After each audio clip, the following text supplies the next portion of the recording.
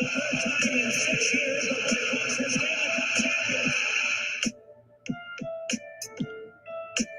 Sox fans have long been hearing the Boston Red Sox are world champions. This is going to be a tough play. The Cubs. It's over. And the Cubs have won it all. 8-7-10. Welcome to Triple Shot Sports. I am your host, Brandon Combs. Man, I love hearing that call every time our opener comes up. That Cubs thing, man, it just puts a smile on my face, gets me pumped up. I don't know about you, Soup Boss, but I get pumped up hearing about that. I thought you were going to be pumped for Mitch Trubisky brings them back in the fourth quarter. Yeah! 7-minute Mitch. You know what I actually love is getting the notification right on this computer that we got a show starting live. Want to know why? Because I subscribe to our show on YouTube. So it tells me when we're going live. So not only is it a simple click of the button, but you get notified when we go live. So if you're sitting on the John and you're realizing Cleveland Browns versus Bengals, I might as well take a dump. You could be watching us and commenting at the same time if you subscribe to us on YouTube. All right, so I got to wait for Mitch Trubisky real fast. We've got a great show lined up for you. We are going to talk a whole lot of football. I got Bengals and Browns getting ready to kick off here in just a few minutes. Then you've got the NBA playoffs, Celtics and Go Green. Heat. Celtics were up by 7 last time I checked. And then we're going to talk a little bit about hockey playoffs, and we're going to talk a whole lot of NFL. We're going to give you our Week 2 predictions. We're also going to have Professor Leonard on with us. He's going to go head-to-head with me, going against the 3 games that we picked going against the spread. We'll have all that for you and more. But first, as always, we will start off with Shop Talk. Shop Talk presented by BigDogPoker.net. Use agent code GoCubsGo when you sign up with your $50 deposit. That's agent code GoCubsGo. BigDogPoker.net. All right, guys. So, Thursday Night Football. I hate Thursday Night Football. I'm on the record saying I hate Thursday Night Football. And this is why. We get Bengals and Browns. We didn't get sports. But we didn't get sports for so long, and we're still not getting football tonight. We're getting Bengals and Browns. We're so depressed without having it. Aren't you? You showed just the exact American side of why the rest of the world hates us. We need everything to be the best. We had no sports. We were like, I would watch anything right now. I would watch Browns and Bengals right now. And we're 2 weeks in the NFL season. It's like, well, this is crap. I don't want to watch this crap. We had sports ripped from us, man. We'd watch anything. Yeah, no. Anything except Bengals and Browns. Hey, there are some big storylines, though. I mean, you've got the fact that Baker Mayfield, this is it. I said it last year. He's going to have a bad year, and he did. I should have doubled nothing. Okay, there you go, Allen. Keep him going. Go Cardinals. Peterson's coming by on his bye week, Allen. He's not talking about football. Let's go C's. Hey, I called game 1 was the Heat. Game 2, I called the Celtics. So don't ask me my prediction for the series, though, Celtics Nation. But Baker Mayfield, I brought something up on Sports Soup, and you actually talked about it last show. If the Browns lose this game, let's say, you start a downward spiral aspect. You've already got rumors Odell Beckham Jr. is getting shipped or being talked to other teams about being shipped. We're talking who is going to go after Trevor Lawrence, or if it's going to be Fields. And we talked all about that. What if it's the Cleveland Browns? What if once again, and if you get the first pick as the Cleveland Browns, that means you are done, Baker Mayfield. And you have the number 1 pick coming in this year. Baker has to win this game. I've never, ever. Mixon, Green, OBJ, Landry, Boyd. Those are fantasy players, so that's why you will watch. What's up, fuckers? Yeah, what's going on, Jared? Look, I sit my guys on Thursday nights. I've got Chubb, and I sat Chubb tonight. I don't like my guys playing on Thursday night. I just don't, especially after playing on Sunday. I hope Chubb gets 3 touchdowns. Oh, he will, because I sat him. That's right. We had a guy, Bjorn, who joined us last week. He asked on Sports Soup, who would he start? He's got the Giants wide receiver there. Can't think of his name off the top of my head. And then he's got Anthony Miller from the Bears. And he said, who do I start this weekend? I said, well, it's really a toss-up with the quarterbacks that got thrown to him. But no matter what, whoever you sit, the other one is sure to go. It's going to go off. 60 to 130 with 2 touchdowns. That's what's going to happen. You could even be committed to that pick, and then a minute before have your spouse go into your laptop and switch it on you without you knowing, and it would still work in reverse. Enjoy that. Right? Look, I'm not so sure that that's going to be regret, Jared. I'm really not. I liked Cleveland. Prior to what I saw against Baltimore, I really thought they were going to give Baltimore more of a test. Maybe it was just an aberration. Maybe Baltimore is just really that good, which, I mean, I'm high on Baltimore. I have them in the Super Bowl. So maybe that was the reason they didn't perform very well. But, man, they disappoint me last week. Jared Combs will fight you, okay? Don't get him going. He'll fight you. Yeah, I might. Celtics are up big time right now, 15, but I refuse to – Morning, gentlemen. Well, good evening, Sir. I guess. Good morning Love to you, you buddy. too, sir. Love Thank you, you buddy. for continuing to serve your country. He sent me something today. My superhuman, that kid, the wrestling kid that does the stupid things in his backyard. Yeah. He sent me a picture today, and I can't. It's not safe for work. But he sent me a picture, which is his next stunt, and let's just say it's him jumping off the trampoline with his butt down and. Things that women use to better themselves, put it on the ground. And I put it in Sports Soup admin chat. And they were just like, immediate reaction. They were like, you need Jesus. Yeah. I get stuff all the time from my friends too. And I show my girlfriend or her dad or whoever. And I'm always like, look, man, I need new friends. I don't know. My friends are twisted too. I'm that way too, though. Like, I have that sense of humor. Like, all male friends are like that. But all right, so let's start talking some things that we want to get to here. One of those things is baseball. One of the things for you is baseball. Yeah, well, baseball. I want to get baseball out of the way before and get all the stuff out of the way before we dedicate the last hour basically to the NFL. I know. I'm giving you crap. A couple things went on. So we were talking on Tuesday night. I had said the White Sox were starting to pull away. You said, well, it's not over yet. I said, well, 3 out of 4. They're so they did it. They went and they won 3 out of 4. They're 3 games up now, 6.5 up on Cleveland since the Cubs took care of business Tuesday and Wednesday. Not Cleveland back another 2 games there. So I blame Donaldson for that loss. They could have walked out with the 2-2 split. So he hits that home run in the 7th to put them up and. That was the most selfish thing I've ever seen on a baseball team. And look, and we've said this time and time again, let the kids have fun. That was not him having fun. That was him being a baby about a pitch that was outside, called for a strike, which had been called for a strike all day long in that game. And he wanted to bitch and moan about it. So crossing the plate after hitting a home run, the next pitch. A go-ahead home run. Just put them in the lead. He crosses the plate and gets dirt over the plate and gets ejected from the game. It changed the whole focus. Instead of taking a moment where you were mad and on the next pitch drilling a home run to break the tie in the 7th inning and going back to your dugout and be like, do that with your teammates. Yeah. You let it go, or do it with your teammates. Like, let's see him make that call again. Let's go out there and do it. He made it all about himself, throwing a hissy fit, and it killed the focus of his team. I blame it all on him.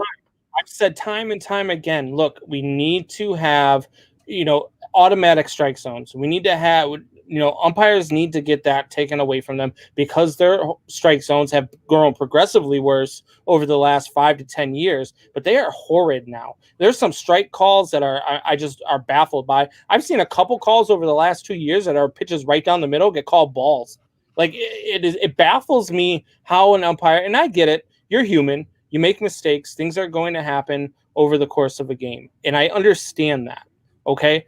But when you are so inconsistent, you change the game. You change the way a batter approaches an at-bat. You change the way a pitcher pitches. You change everything about the game, and that's what frustrates players. So I understand Donaldson's frustration, but you can't do that. That is selfish. That is you being mad about something that happened to you and getting ejected from the game after giving your team the lead. You weren't blowing them out. You weren't getting blown out. You gave your team the lead in a tight game, in a game that you needed to win to stay within 1 game of that division. And now instead it's a 2-game swing. Yep. And all because of you and crossing the plate and kicking dirt on the plate. That's a horrible thing that Donaldson and I love Donaldson. He's one of the players he's one of the selfish. players I was talking about with the Twins, where it's all a young gelled team that you have a couple voices in there that they brought in that would help lead them. He's one of them. And when you are that leader over a young gelling team that does that, you break everything up. Like, you are the captain of the ship in a way, in terms of culture and feeling and everything like that in that dugout. If he could have taken, like I said, channeled it, gone in the dugout and been like, screw that ref, go out there, hit some home runs like I just did. Right. And it would have happened. And to go on your point about the umpires, there is an aspect to it. These guys, like you said, they're constantly adjusting. Like, all Major League Baseball players go into a game knowing the first time you're at bat, you have to feel out what the ump is doing. And you'll see it. They'll go back to the dugout and they'll be talking like how you swing, how the pitch is releasing. They're looking at what the pitcher's doing, but they're also talking about the ump strike zone. Listen, down and away on the righties, he's going to call it. He's going to call it. So take your feet and go, and you'll see them talking about it. So when you all of a sudden call a ball you've been calling a ball, a strike, that's why they get mad. But it doesn't matter. At the end of the day, the next pitch you jacked for a home run. That was your statement. Like, if that was bottom of the ninth, 2 outs, 2 strikes, and it was a horrible strike 3 call, throw your damn fit because the game's over. But he ruined that. I'm working on getting a guy who runs another podcast, and it's called The Umpire Strikes Back. And I'm working on getting him on our show. I've been talking to him the last couple of days, mostly because I'm trying to recruit him to the network, the All Access Network.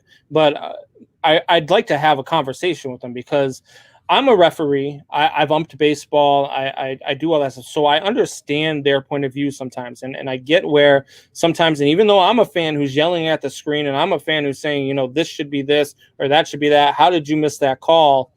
I understand how they miss the calls sometimes. Sometimes you're out of position. Sometimes you see things one way where the camera sees things the other way. Well, you have a different point of view when you're live and when you're in the moment. And I'm not trying to cut down your reffing, but the difference between that's why I try to give umps a break in the beginning of the games until they get comfortable. Because I've sat and have caught a 97 mile per hour fastball that was breaking. It was the scariest, and I've caught my whole life. It was the scariest damn thing that I'd ever done. It hurt like hell. And I couldn't tell, even though I caught it in the strike zone, I couldn't tell that it was a breaking fastball if it was outside the strike zone or not when it crossed the plate. Like, It was that much like of a confusion. Yeah. So even though it's their profession, they need time to gel. But these calls at ends of games where it's so different, like by the 5th inning, if you are calling something consistently, don't in the 7th inning all of a sudden call it different. That's why Donaldson was pissed, because it called differently in the 7th inning when he wasn't earlier in the game. But don't act like a freaking child and break that momentum your team has. That's exactly what he did. And see, I don't mind that referees or umpires, I don't mind that they make mistakes because I do understand it. There's been games where I've watched a play happen. I'm like, no, that wasn't a penalty. And then I thought to myself, like, yeah, maybe I missed that one, or yeah, I called a penalty, and then I was maybe I could have let that one go. Same thing in baseball. I call one foul, and then everybody's yelling at me. I'm like, well, was it foul? Was it fair? And then I asked, you always ask your guys in between, hey, did I miss that one? Was it, what did you see? Blah blah blah. Yeah. But the things that bother me for baseball, and this isn't the umpire's fault. This is Major League Baseball's fault. You have the technology to go out and make an automated strike zone. We see it on TV every time we're watching the game. Yep. There's no excuse to not have an automated strike zone that shouldn't be on the umpires no more. They've shown you time and time again that they can't do it. And the things that I do blame the umpires for is how short of a fuse that they have and the egos that they have. Because there's no reason why I know an umpire's name. I shouldn't know who Joe West is. I shouldn't know who half of these umpires are that I know who they are and why they are. You look at the guy now. Who was it? Who was it? Rocco? Who was the guy that would like wait and was it his name like Rocco or something? Like he made call it a strike a show for attention on him. More than the fact that he would start to twist his body sometimes before a ball got to the glove. Like, come on, man. Don't make it about you in that aspect. Yeah. No, and then you got guys like him. You've got guys like Rob Drake, guys that I shouldn't know their names. Dan Iasonia, Ted Barrett. Then there's the guy who was the one. He's still right, and he's the god. He is the worst umpire I have ever seen, and if I ever got to talk to him, I would tell him to his face that he is the worst umpire I've ever seen, whether he's behind the plate or whether he's in the field. But he's also the one that last out first base no, in Detroit. Oh, the one who sued Major League Baseball because he didn't get to play, he didn't get to ump in the playoffs, and he said it was because he was Hispanic. I don't know. So now we get a lot of crap like that for my brain. So I don't know it because once I hear that crap, I just kind of block it out from my brain. And it was just he's still the worst. But now he gets to do playoff games because he has a lawsuit. Angel Hernandez, that's his name. But Angel Hernandez is the worst, and he's got the shortest fuse ever. Joe West lost me, and I liked Joe West a lot. But Joe West lost me when he had the whole Big Papi debacle, where he made 2 strike calls that were at Papi's ankles. Papi was mad, looked at him a little bit, and then walked away. And then Papi's in the dugout. He did the opposite thing of what Donaldson did. He stared at Papi all the way to the dugout, took off his mask and stared at him. Then Papi got in the dugout and tossed his helmet, and then he tossed Papi. And then when Papi came out to start yelling at him, he smiles in Papi's face like an arrogant son of a. And that's when you look. You can't do that. That's not professionalism. And the fact that MLB didn't reprimand him for that, Major League umpires probably have the biggest egos and the worst tempers of all sports. What's crazy is that we talk about the egos of players, right? And baseball and hockey have probably 2 of the lowest, even though baseball still gets it where you can sit there and argue with them and stuff like that. But it amazes me in the league of the NBA, which have some of the biggest egos and probably the most egos out of all 4 major sports. Those refs, if they did half of what the baseball refs would do, there would be fist fights going. But I love what they do. They just they'll get complained. They turn around. Hey, they make the call, and then they stand there. Yeah. And then when the free throws are being shot, the players are yapping at them, and they just look at them and go, that's not what I saw. Move on. That's not what I saw. They don't get into it. They don't make it about them in any way, shape, or form. That's why you don't know. I know you're not a basketball fan, but there's how many times have you heard in the NBA, what a terrible call. He wasn't even touched, this or that. And yet you barely know the names of any of the NBA refs. Right. You know the MLB umpires, though, for the examples that you made. They make it about them. But no, they need to take that digital thing. We sit at home, like you said, we see it. The broadcasters call it based on every time an ump makes a call that's close. They're like, well, let's go to the digital thing. Well, if we're doing it on TV and the broadcasters are doing it, and it's what baseball is saying, this is what we see, then what the hell are we doing with umpires behind the plate? I couldn't tell you one NBA referee's name. I couldn't tell you one NHL referee's name. And I only know one NFL referee's name, and that's because he's freaking got biceps bigger than my face, and that's Ed Hockley. He doesn't ref anymore. Oh, well, see, there you go. I didn't even – that's what I'm trying to get at. He retired a few years ago, yeah. I know all these names of MLB umpires, and I shouldn't. Even though I watch the game so much, I've never once gone to a game like, man, I hope Angel Hernandez is umping. Man, I hope I get to see Joe West today. That's just not – nobody cares. Nobody knows who the umpires' names are until they're announced at the beginning of the game. And it's the only time you should ever hear it, and that's when you're ignoring it anyway. So I remember going to a game at Fenway, and we were in center field. I love going to center field. It's cheaper, especially in Boston, but you get the craziest fans, right? And we got those tickets and everything, and my wife was there just being supportive, and she started to get bored. She brought a book, whatever. Okay. Yeah. But she's sitting there, and then we got an opportunity to go. There was mist and everything, and some people left, and we were like, fuck it. Well, unless someone kicks us out, we'll go move up closer. So we got down towards the third baseline on the left field side. So we're closer. We're watching, and this ump was just being a jackass and everything. I don't even remember the name, but she even started peeking down from her book, and she was like, okay, I know baseball just enough to know that those are real bad calls. Why is he being a jerk? Why is he staring down the batters? So you have someone that's not even interested in the game. And she was like, why is it a jerk? She'll watch a basketball game and be fully committed into it, but she's never said, why is that? She might say that's a bad call, but not why is that being a jerk? Why is he that's the thing. When being you go rude? to the NFL, you get to the Super Bowl. You go to the NHL, you get to the Stanley Cup Finals. NBA, you get to the NBA Finals.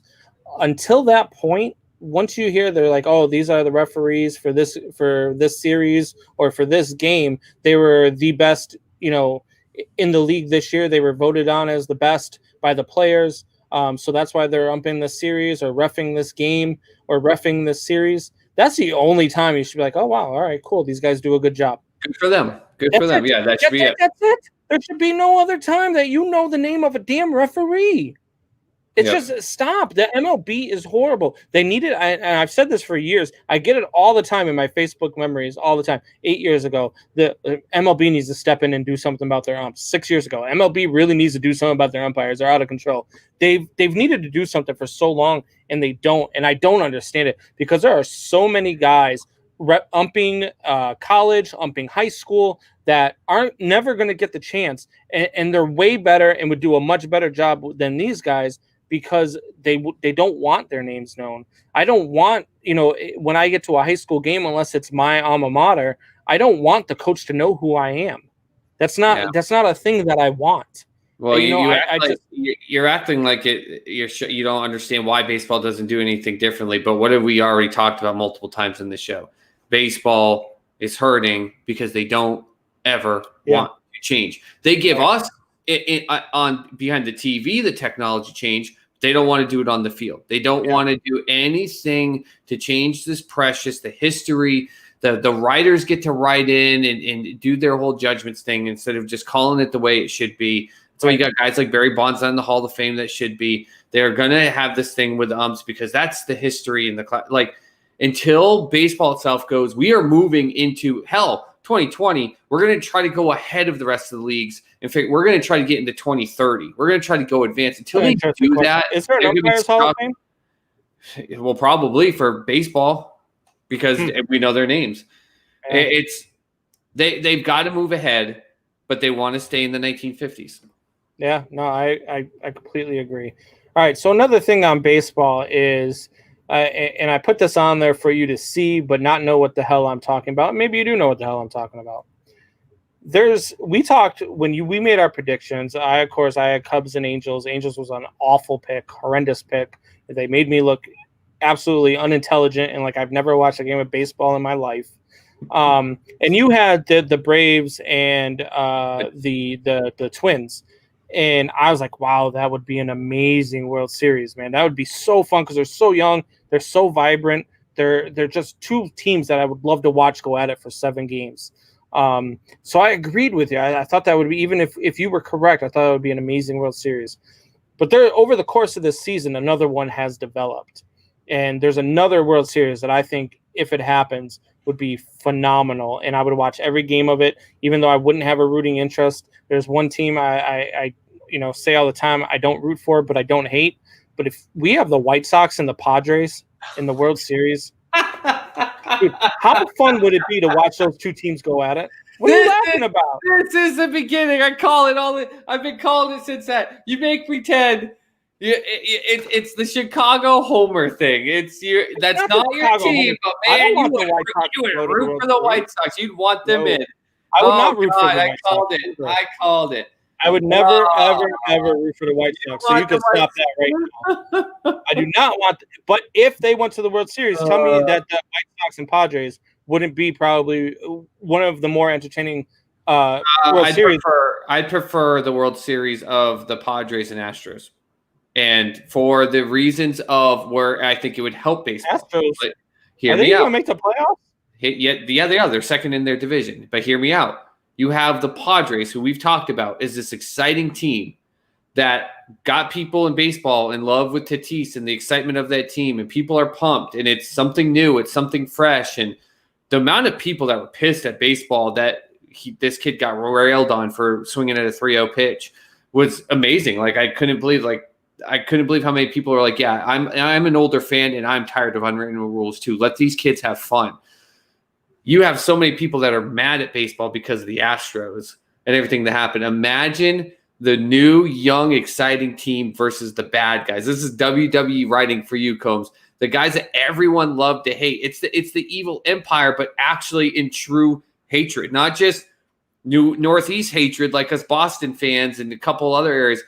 All the fans in baseball, the majority of them hate the Astros. To have this upstart, young, exciting Padres team to go against the real evil empire, that would be the ratings would be through the roof.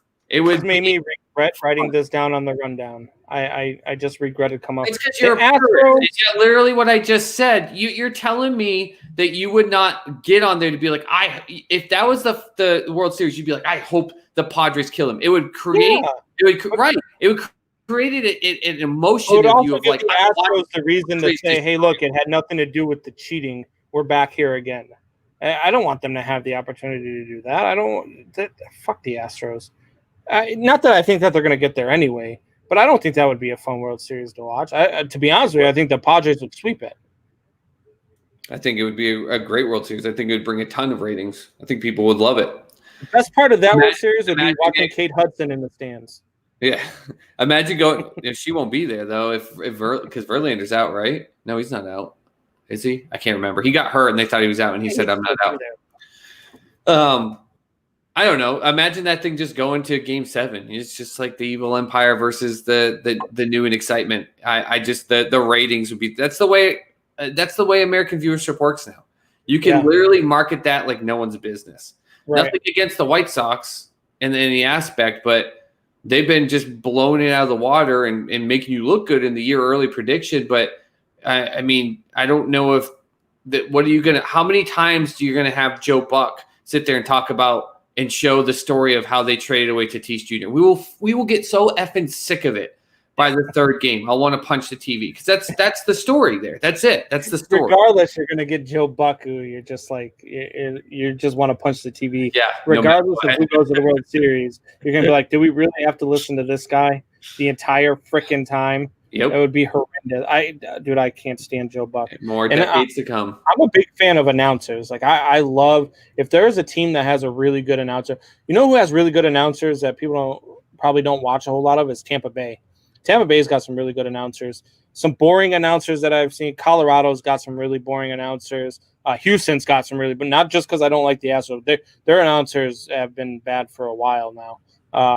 But I love listening now. Joe Buck is absolutely the worst. And then the Yahoo on freaking NBC Sunday Night Football is probably the worst football announcer I've ever heard. Oh, my God. He made people not like Al Michaels. Like I see people now putting Al Michaels in it. Like these two dudes. Yeah. Al Michaels is a fantastic commentator and a great guy. Like true. But that is the case. He has now been attached to Collinsworth long enough that he is. People look at it as Dumb and Dumber, and it sucks because Al Michaels is a great commentator, but he feeds into Collinsworth sometimes too much. It's like, come on, Al, call him out on that. Tell him he's an idiot. But sometimes I was just like, you're just kind of like, yeah, I can see why you think that, Chris. No, be like, you're a fucking idiot. Yeah. Shut up. Come on, stop it. Yeah, Collinsworth is a clown. But yeah, no. So I think that the Padres and White Sox would be a fun World Series to watch. The Padres and Indians would be a fun one to watch too.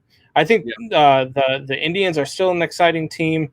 Out of the American League, I think the Indians and Tampa Bay would be the most two exciting teams to see in the World Series.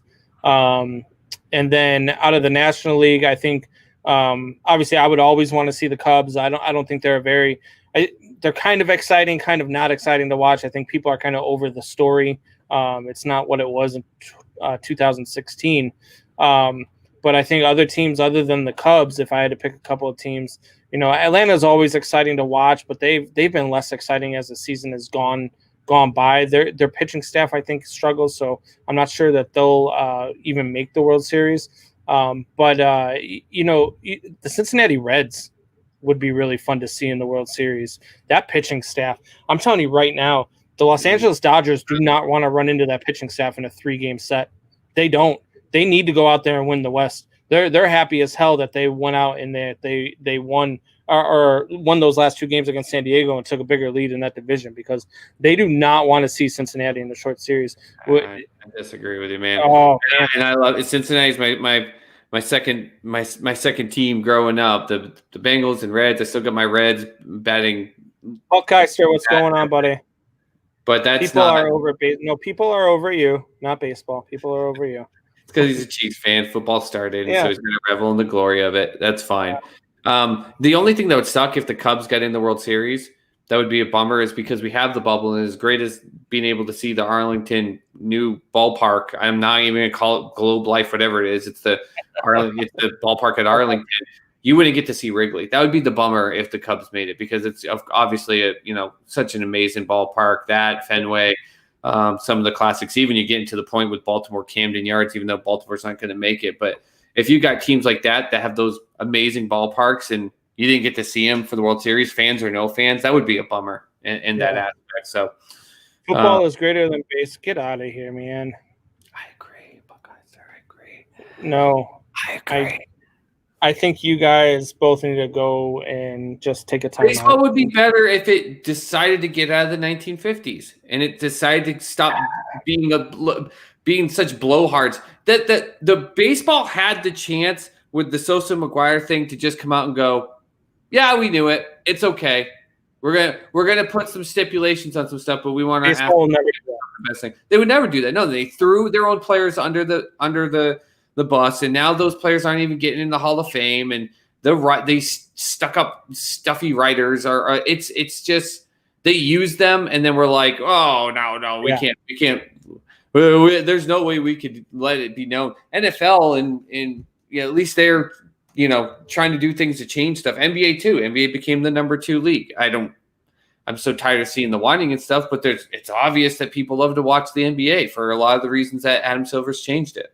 Joe Mixon is such an asshole for re-signing with his team. His O-line is so bad. It's bad. It's bad, but they're 3 yards away from being in the red zone right now. They're driving it down the Cleveland Browns' throat right now. 3 yards from the red zone. I was like, you're normally ahead of me, and I just looked over and saw the run by Mixon 3 yards outside the 20. Yeah, I thought you were going to say 3 yards. Now they're down to the 13. I'm going to hell? spoil it for you right now. It was a nice pass by Burrow. Don't ruin it. It could be worse. I could be watching the Celtics game. Well, I am right here. I know, but I could be too. Yeah, no, don't. I could be like, people are wondering why Peter.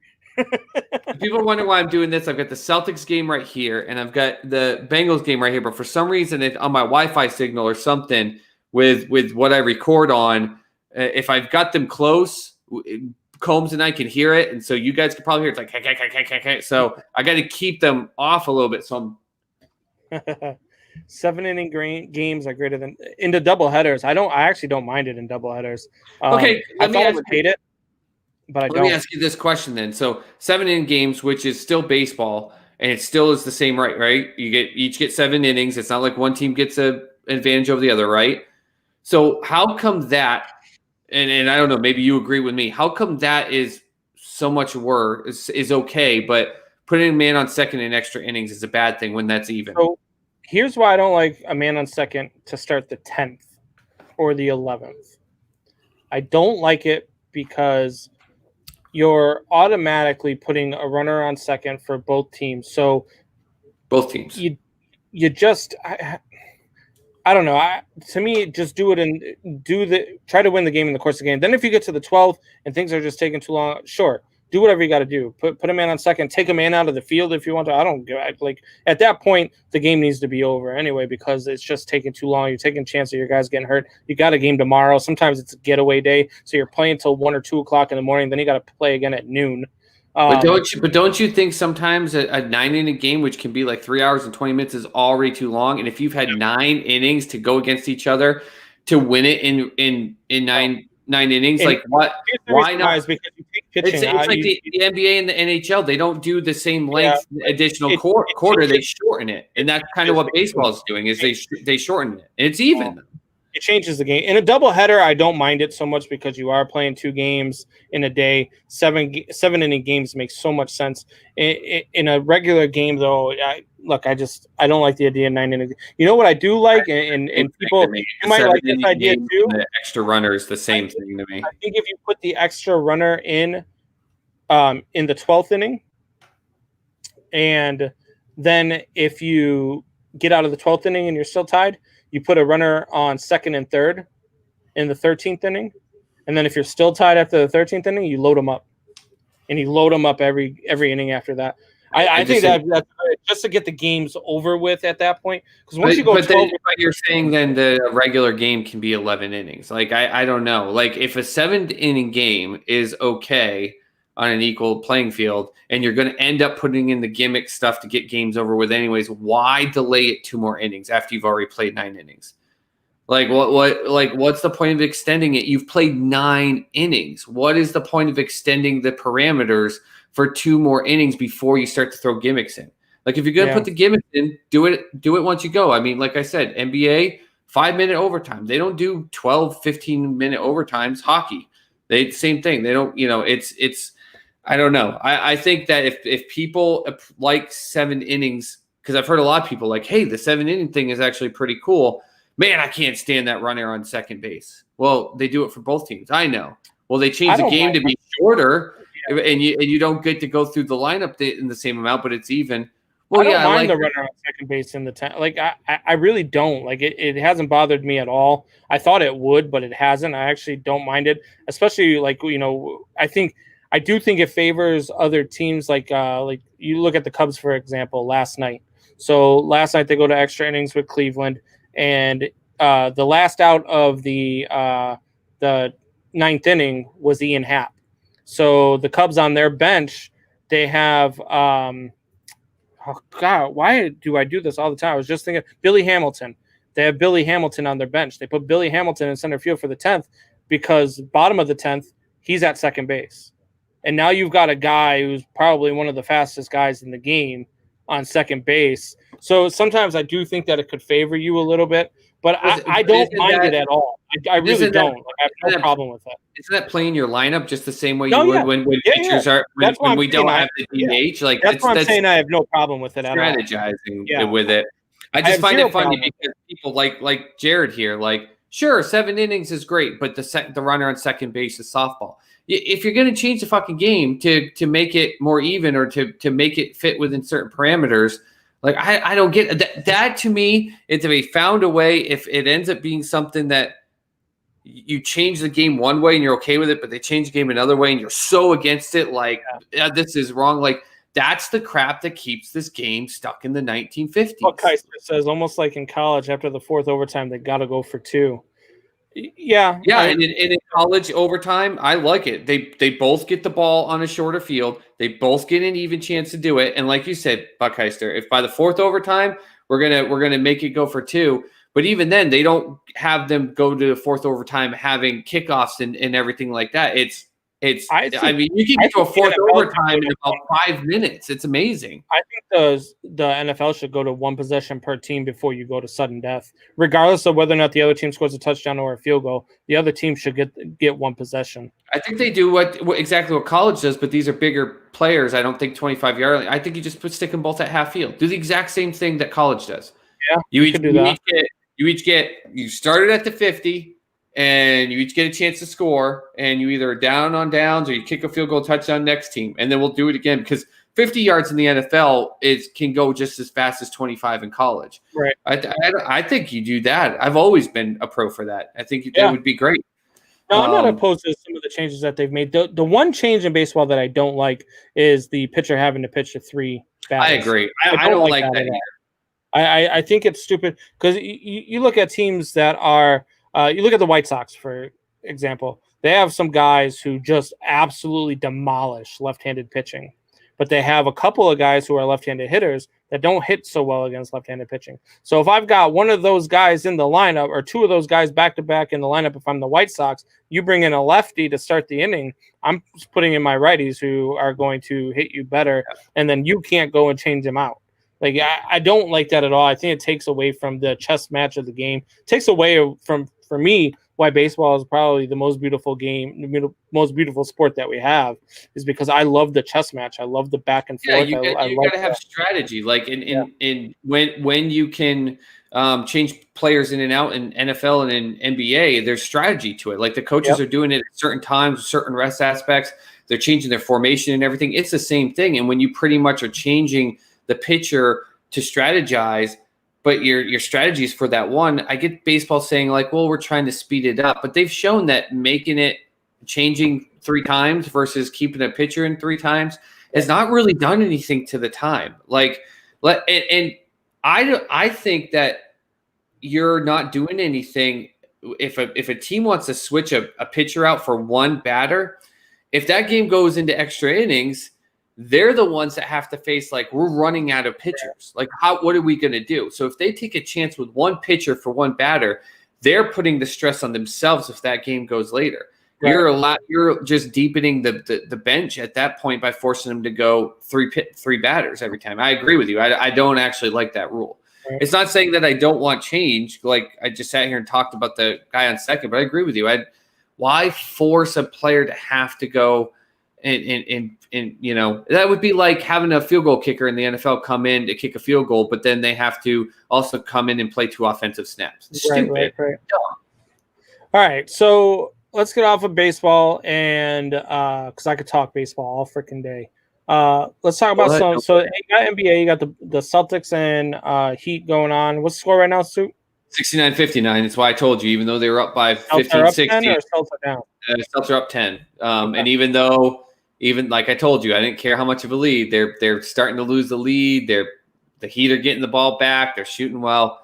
I told you, unless they're up by 45, there's the 2 games the Rockets demolished the Thunder are the only times in which the games were just out of reach. Well, no, don't count the Lakers. The Lakers just been dominating. But outside of that, there's no lead safe in the NBA, which is good. Right. It makes it exciting. Yeah. Now, speaking of the Lakers, so the Heat and Celtics are about to play game 2, and the Lakers and Nuggets haven't even played game 1 yet. Yep, they play tomorrow night. So is that not an advantage for the Western Conference? Whoever wins, which is probably going to be the Lakers, but you can never count out the Nuggets, as we've seen. But whichever team comes out of the West, doesn't that benefit them? Because if the Lakers if the Celtics or the Heat win this thing in 5 or 6, they're sitting, because now by the time they're done in 5, the Lakers and the Nuggets have only played 3. Well, like, I mean, it's just they're sitting, but just sitting give them rest. I mean, look at what the Heat did. The Heat sat forever waiting for the Celtics, and then they won game 1, even when they were down twice in the game and they came back. So some would say, no, you give them a chance to rest. To me, if this Eastern Conference series had gone to a 3rd game before we saw, I think it's getting too far. But the fact that this is game 2 and tomorrow will be game 1, one series has played 2 games, one played 1. Well, they had that in the last round. They had that in the last round. I can't remember what series it was, but I remember there was going to a game 3 in the Celtics series, I believe. Yeah, and the Western Conference was going to game 7 in their game 7, and it was like, what are we doing here? Like, yeah, that was, you and I talked about it. That was too lopsided. That's where it got too far. So in this aspect, I think it's okay. And we could sit here and talk about, hey, because you and I think kind of agree about the aspect, like once you're gelling and once you're going. That's why I think like Lamar Jackson last year was terrible in that game against the Titans, is because he was playing so good, and then they sat in week 17, and then he had a bye, and then he came out against a team of the Titans who were already playing and already moving, and they just looked like garbage. And Lamar, it took him until the second half when the game was out of reach to get himself going. I think that it happens in basketball too. But then, like I just said, the Heat sat there forever waiting for the Celtics. And then they came out and came back twice and had one of the best defensive plays in NBA history and won game 1. So some people would tell you, no, they need to rest. Some people like you and me say you don't want to lose the chemistry. Who knows? Sports science. We need. Yeah. So we talked the other day about the hockey playoffs, and we talked about how good the Tampa Bay Lightning were, and they're going to go out in the East, and they're going to go in, and they're going to have to play the Dallas Stars, and can the Dallas Stars beat the Tampa Bay Lightning? And then the New York Islanders said, "Hold up, we're still here. We're out in beat Tampa Bay in double overtime, correct? If I remember correctly. Yep. So they went out and beat Tampa Bay in double overtime to force Game 6. They're in Game 6 right now. At the end of one, they're tied 1-1. Yep. So, man, if the Islanders win, I said force Game 7, man. Yeah, I said Lightning in 6, but if the Islanders do it, does this benefit Dallas to sit? It's almost the same question in that aspect. Like, here's the one thing with Dallas. Here's the one thing though with Dallas where I think if this goes longer, it doesn't benefit them. Actually, is because Dallas has not been a team that we've seen in the playoffs in which that need of chemistry is always just got in the end zone.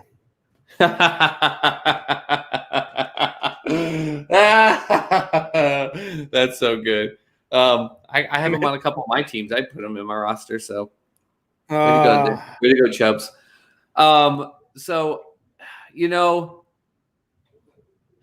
no, I said it backwards. I actually think it doesn't matter because if Dallas has just been this team that has been gelling just the right way to get there, where it's just like they're just unstoppable every single game. They've got great goalie. Like we say that, but we say that a couple games. Goalie was so hot. He was so hot, but now he got time to cool down. but it's so hot. But then there were still games where he was giving up 6 freaking goals in all the series. Like they seem to be okay getting the legs just completely taken out from underneath them and getting up, wiping themselves off and going, okay, all right, cool. You got that one. We're coming back and kicking your butt. So maybe if they have to sit here and wait, and this goes to Game 7, and whether it's the Islanders or the Lightning, they go in, and maybe those teams, because they're already moving, take the legs out from the Stars and blow them out in Game 1. The way that the Stars have been playing, I'd see them just wiping themselves off in Game 2, just going, okay, cool. We're going to beat you now 4-0. Like, that's the team that they've been this whole playoffs, and they're finding ways to do it. Michael Martinez joining us, my cousin right here. Nice. What's going on, Mikey? So let's go White Sox. That's the part of the family that is. I mean, they love their White Sox.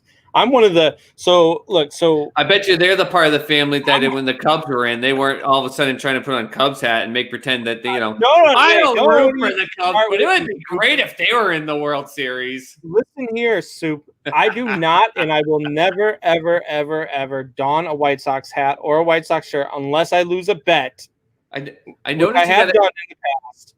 I noticed you got a Cubs hat on, and it happens to be black and white, which happens to be the color, by the way, of the Chicago White Sox. That's an interesting two-way cap you're wearing right there, Mr. Combs. It's a funny thing.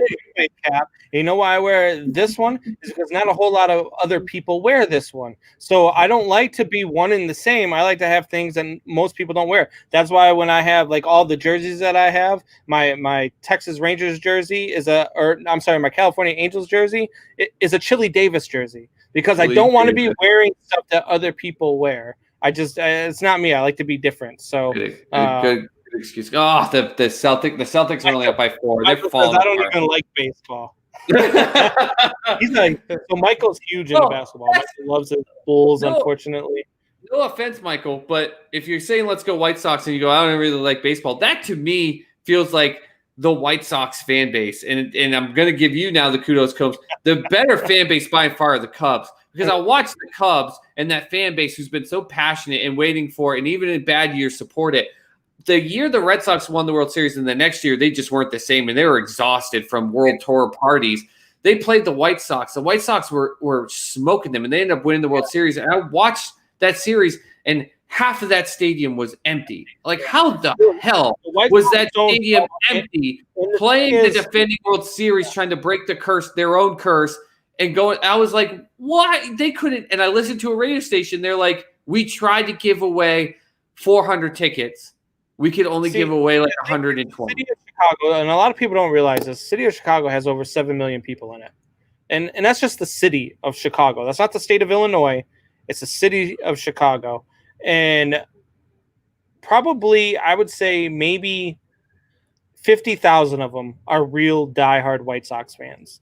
And then the rest who are baseball fans are Cubs fans. And some of them are just, some of them are casual fans. They don't really care. Some of them are fans. Like my dad's a fan of both teams.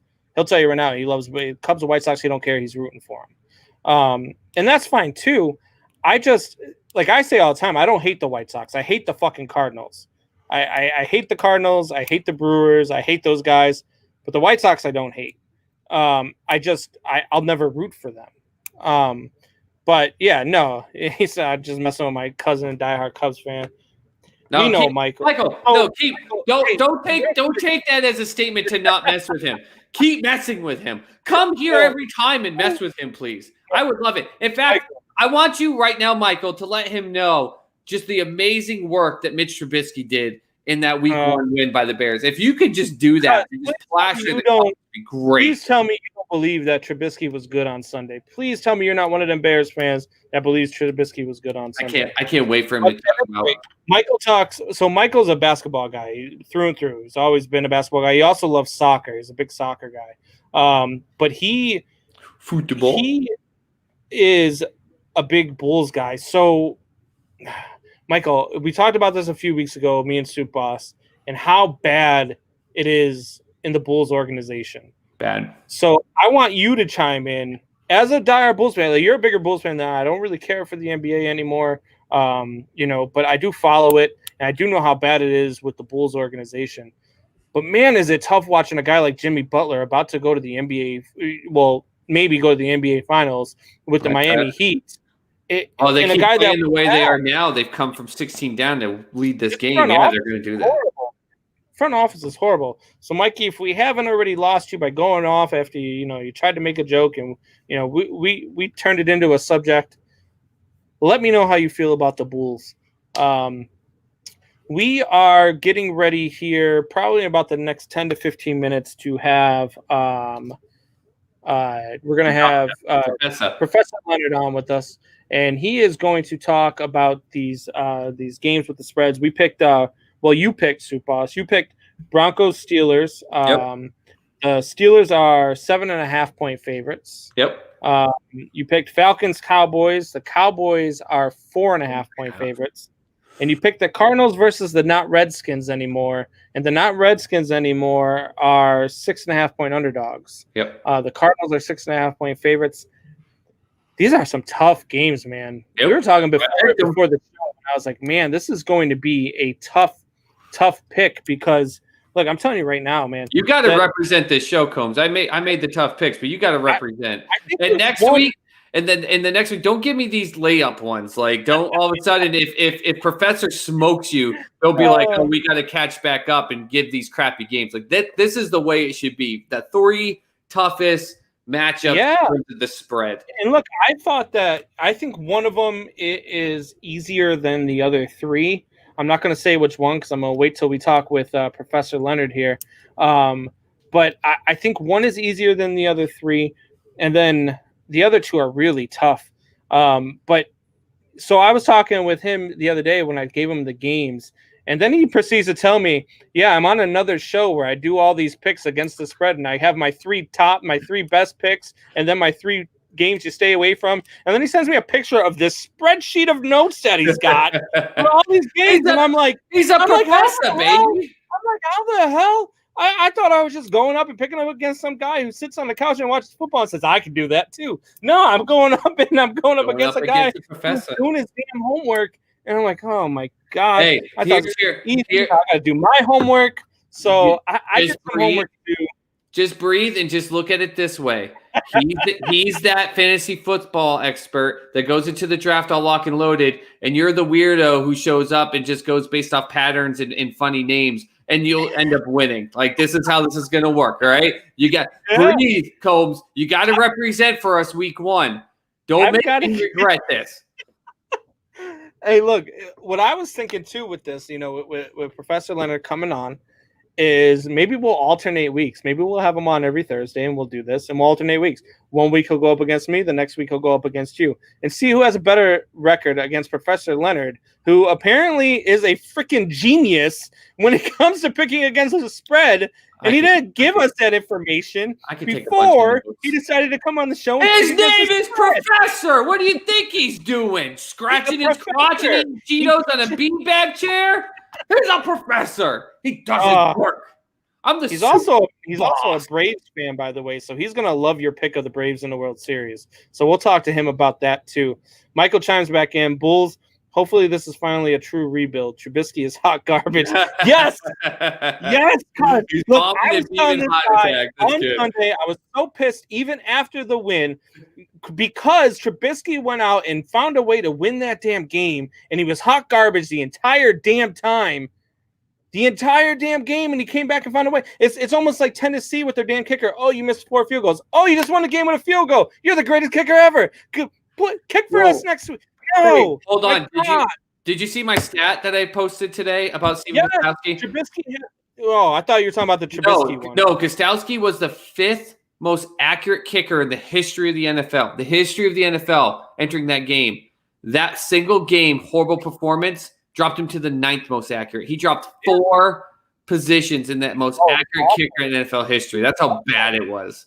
Trubisky, you had put up the other one too. Trubisky was one of the top 3 quarterbacks in missed passes in 12, and he only had 16 incompletions, and 12 of them were just horrible misses. And even his completions were horrible misses. That was what I was getting at. The receivers were making plays. Touchdown pass, baby. We were on our way to taking over in week 2, and then Trubisky took our hearts again because now we have to suffer through another week of this asshole. Did you see that last touchdown pass? Oh, that thing was beautiful. Beautiful. We're going to take a quick break. We are going to listen to some Mises for a few minutes, and then we will get back, and we will have Professor Leonard here joining us on the show, giving us his picks. I'm going to destroy him with the picks this week. Don't mute your mic this time. Yeah. Good call last week. All right, so we'll be back here in about 90 seconds. Stay with us.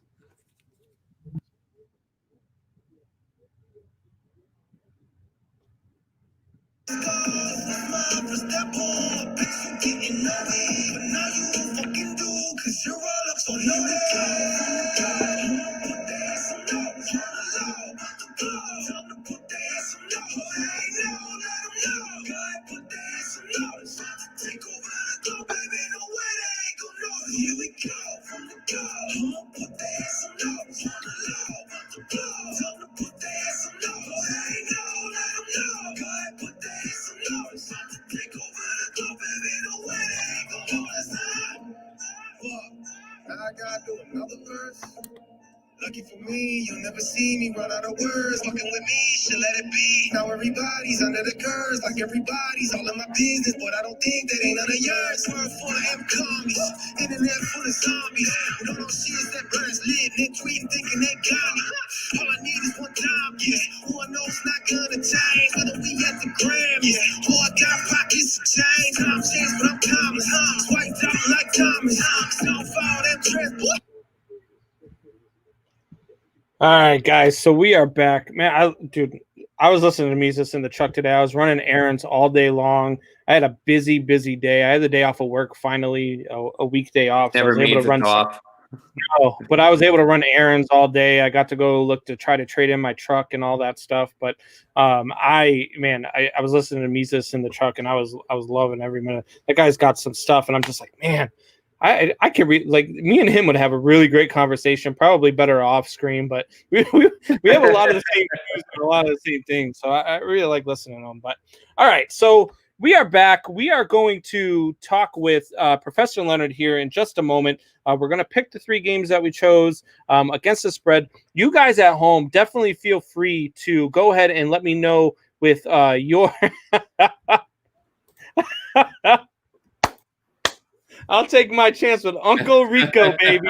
I would too. Look, I told Soup Balls last week I put his beard and mustache in a Bears helmet, and I would make him the quarterback before I want to see Trubisky back in there.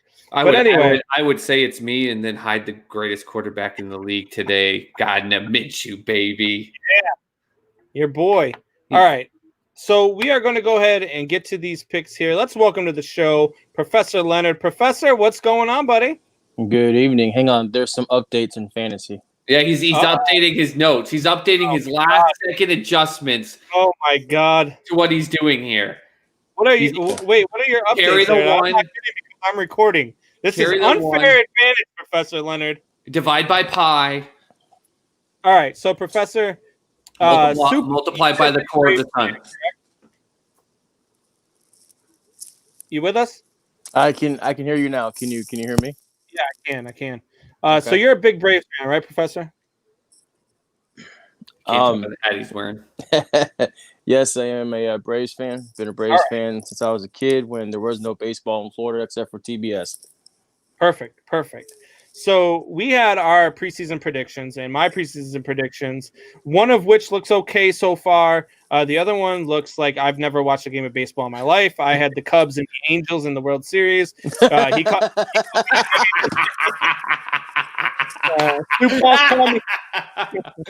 Snoop Boss called me a WWE writer because I was like, oh, Joe Madden going over the Angels. They went out and they got, Rendon to match up with. I thought they were going to have a great vibe. I thought that he was going to bring a whole thing to him. And then the Cubs were going to get to play against Joe Madden. Just a script. But then Snoop Boss went out and he had one that I thought would be a great World Series. It'd be a lot of fun to watch. I really liked his prediction. He had the Braves versus the Twins. That would be a great series if the Braves had pitching. I agree. That's what I just said heading into the playoffs. Let me just say this. You're the fan here, baby. I don't care how crappy the Sox are. If someone's like, hey, the Sox are a good team, I'm like, yeah, all right. But in reality, they're not. No, thank you. No. A true fan would be a real fan. And a real fan will say, I love our batting order. Put our batting order up against any other batting order in the league, and we're going to win a World Series. But however, it's who are we giving that baseball to on the mound? Yep. And right now, sorry, we need some pitchers. It's not the playoffs yet. Don't worry. And then I came up with today, and I said, look, I think a great World Series, and he starts laughing and saying, oh, I just secretly root for the White Sox, which is not true at all. Look at that black and white Chicago hat he's wearing, Professor. If you got and by the way, he wore that two shows in a row. So just saying. Yeah, all of a sudden he called Chicago White Sox the best team in Chicago, and now he's wearing a black and white Chicago hat. Like and all of a sudden he's gonna have his black and white underwear going by the World Series if the White Sox are in there. Are you guys done being stupid now? Gee. Are you guys done? All right, this is a professor. He's Odell. That was a crazy catch. Just scored a touchdown. That was a crazy catch. He's down at the 1, by the way. He's going to be down. It's not going to be a touchdown. Yeah. So I said the Padres and the White Sox would be a great World Series. Would that not be a great World Series, a fun World Series to watch? It would, in the aspect of, I think the White Sox have a better shot at the World Series than the Padres. Only because of the teams in the playoffs. I think personally, this is completely my own opinion. I think the National League has a stronger lineup in the playoffs than the American League. I agree. So that's why I said I'm more confident the White Sox will make it. If that's your pick, I say that's a decent pick only because of the other teams. But the Padres, it's a little too early to put money on the Padres.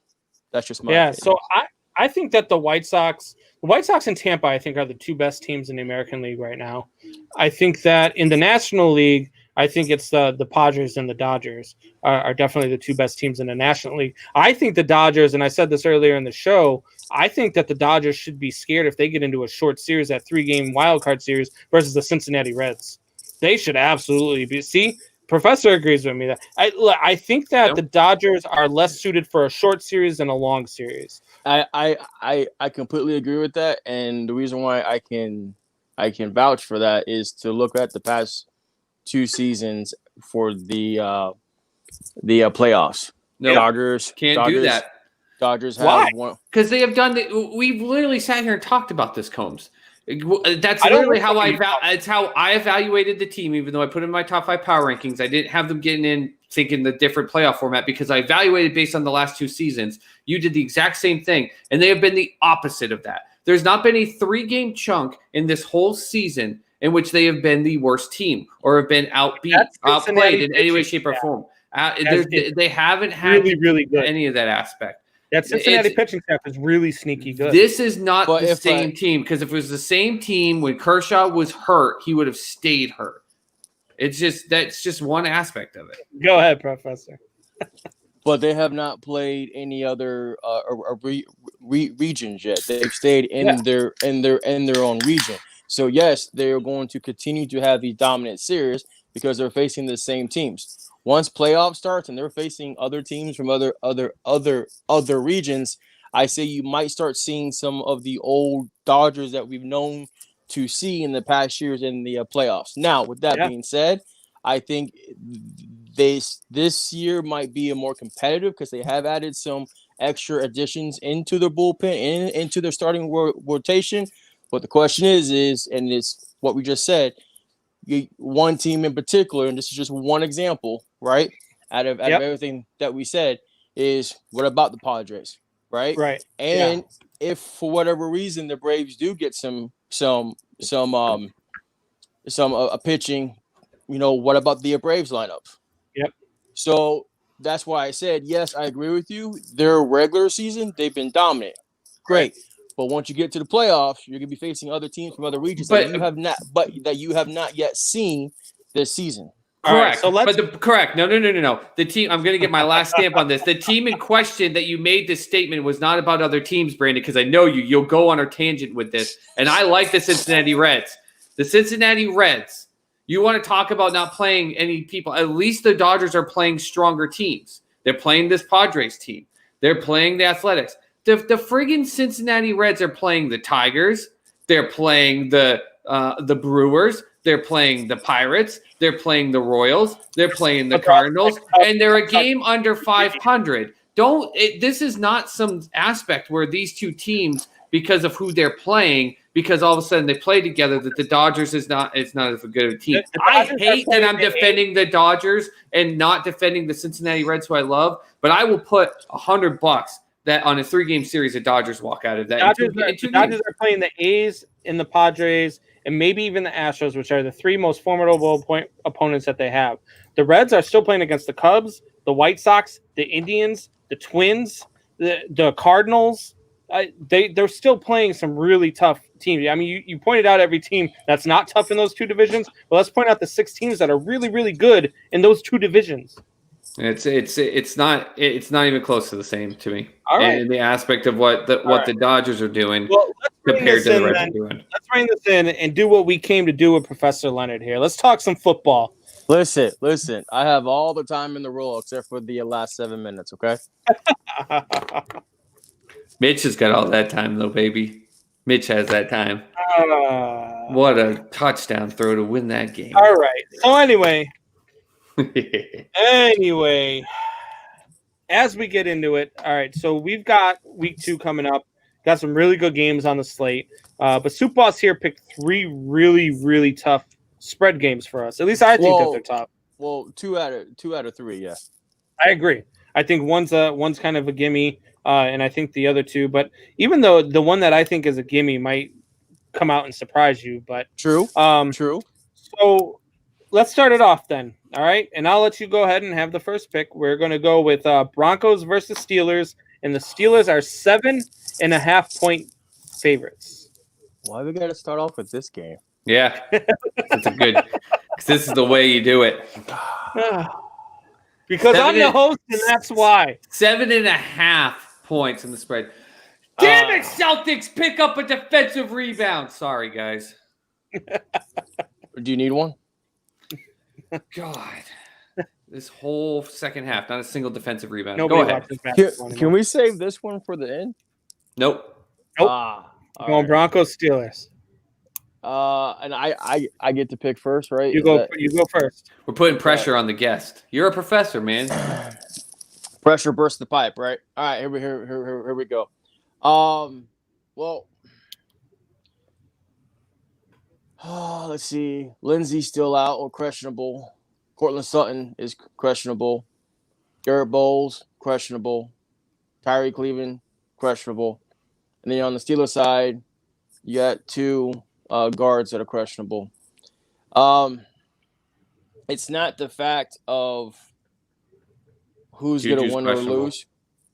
Yes, Juju is questionable. But I'm going to have to take the plus 7.5. I don't think the Steelers are going to cover. Only reason why I say that is even though there are injured players on the Broncos, they are offensive players and not the defensive player, except for Von Miller, as we already know, is out. But it really just comes down to the numbers. Again, looking at the numbers, Broncos against Tennessee only gave up 107 rushing yards. Right. Steelers, on the other hand, gave up 141 rushing yards and then gave a total of 229 passing yards. I see this as almost being the Steelers-Giants game last week, where I told people to stay away from that game because this is going to be what I call a kickers game, which 3/4 of the Steelers and the Giants game was a kicking game. Right. But I gotta give it to the Broncos defense on this one, and no, I'm gonna take the +7.5 with the Broncos. Well, that's perfect for me, Professor, because I had already made my picks, and I said I'm not going off of your picks. If we have the same picks, we have the same picks. And you can see I'm not writing nothing down, and I'll show you guys afterwards that I've circled my picks already. I'm going with the Steelers. I'm giving you the 7.5 points. I'm going with the Steelers. They're in Pittsburgh. They're looking to rebound. Yes, I know Juju is questionable, but he'll play. And that team, and especially if Connor plays, that's it, man. The Broncos aren't going to be able to hold this team. They're just not. You don't even need to worry about Connor. Snell showed himself formidable by and far. He's an option that, by the way, if you're in a deep fantasy league or semi-deep and you have no one's picked up Snell, go pick that man up. He is going to be something because Connor's going to have issues throughout the season. So I see the Steelers winning this one by probably 2 or 3 touchdowns. If not at least 10, at the very least, they're going to win this by 10. So I'm going with Steelers. This is actually one of the games where I tell people to just stay away from the spread. That's why I picked it. I know this one is just like I said. It's just there's too many what ifs in this game. But it came down to, I guess, defense production in the previous week. And I just see 2 strong defenses playing. Again, not looking at the offensive line, right? Just looking at the defense. And I really don't think it's going to be that much of a blowout.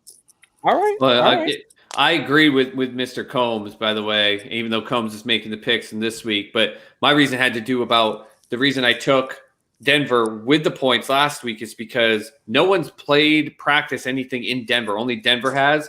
Well, Denver has only played in practice in Denver. They have not played anywhere on a lower elevation, and they're going to go the day before and get a quick practice in Pittsburgh. And I think it's going to be the reverse effect, and that's why I think Pittsburgh is going to have that advantage, and they're going to win by 10.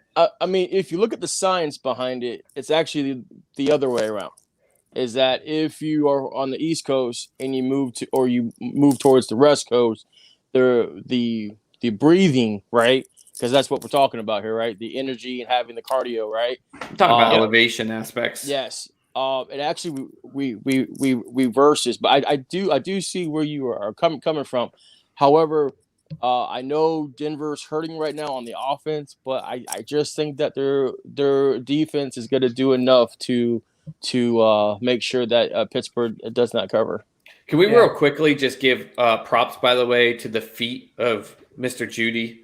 I said that he was the best route running wide receiver coming out of college in a long time. Holy cow, that boy's feet! He had corners that night. There goes Professor Leonard. Touchdown, Joe Burrow. Boom! What a pass. Okay, sorry. No, you're good. You're good. I have and then I had my arm right here, so when the arm went up, it went out. That's all right. I knocked my headphones off and walk off the stage half the time. By the way, just so that you know, in another league that Combs, I think you're in there with me. I do have Burrow and I do have Chubbs starting tonight. I actually picked Breeze to start over. I picked Burrow over Breeze. Burrow over Breeze this week. Yeah. Yeah, I sat Chubb in one of my leagues. Nah. You regret it? Nah. All right, so we've got Falcons versus Cowboys is the next game, and this one is a 4.5 point spread. The Cowboys are favored by 4.5 points. Professor Leonard, I'm gonna go first with this one. Soup Boss is hoping that I make the right pick here. I'll know in a second how he feels about my pick. Hang on. Before you say anything, when you text me the 3 games that we're going to be looking at, I said one's going to be a lock, one's going to be an upset, and one's a coin flip, right? Yep. Just remember those 3 words. Is this your All right? lock? No. I said just remember those 3 phrases. All right. So I am going here, and I am going to take the points, and I am going with the Falcons plus 4.5. This game is in Dallas, but the Atlanta Falcons they went out there. Julio Jones and Matt Ryan did their thing last week.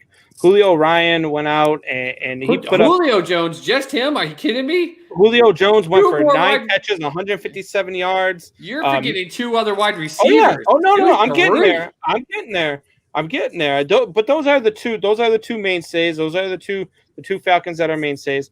But they went out and they did their thing. Matt Ryan threw for 450 yards, 2 touchdowns, but threw the ball 54 freaking times in a loss. 450 yards in a loss.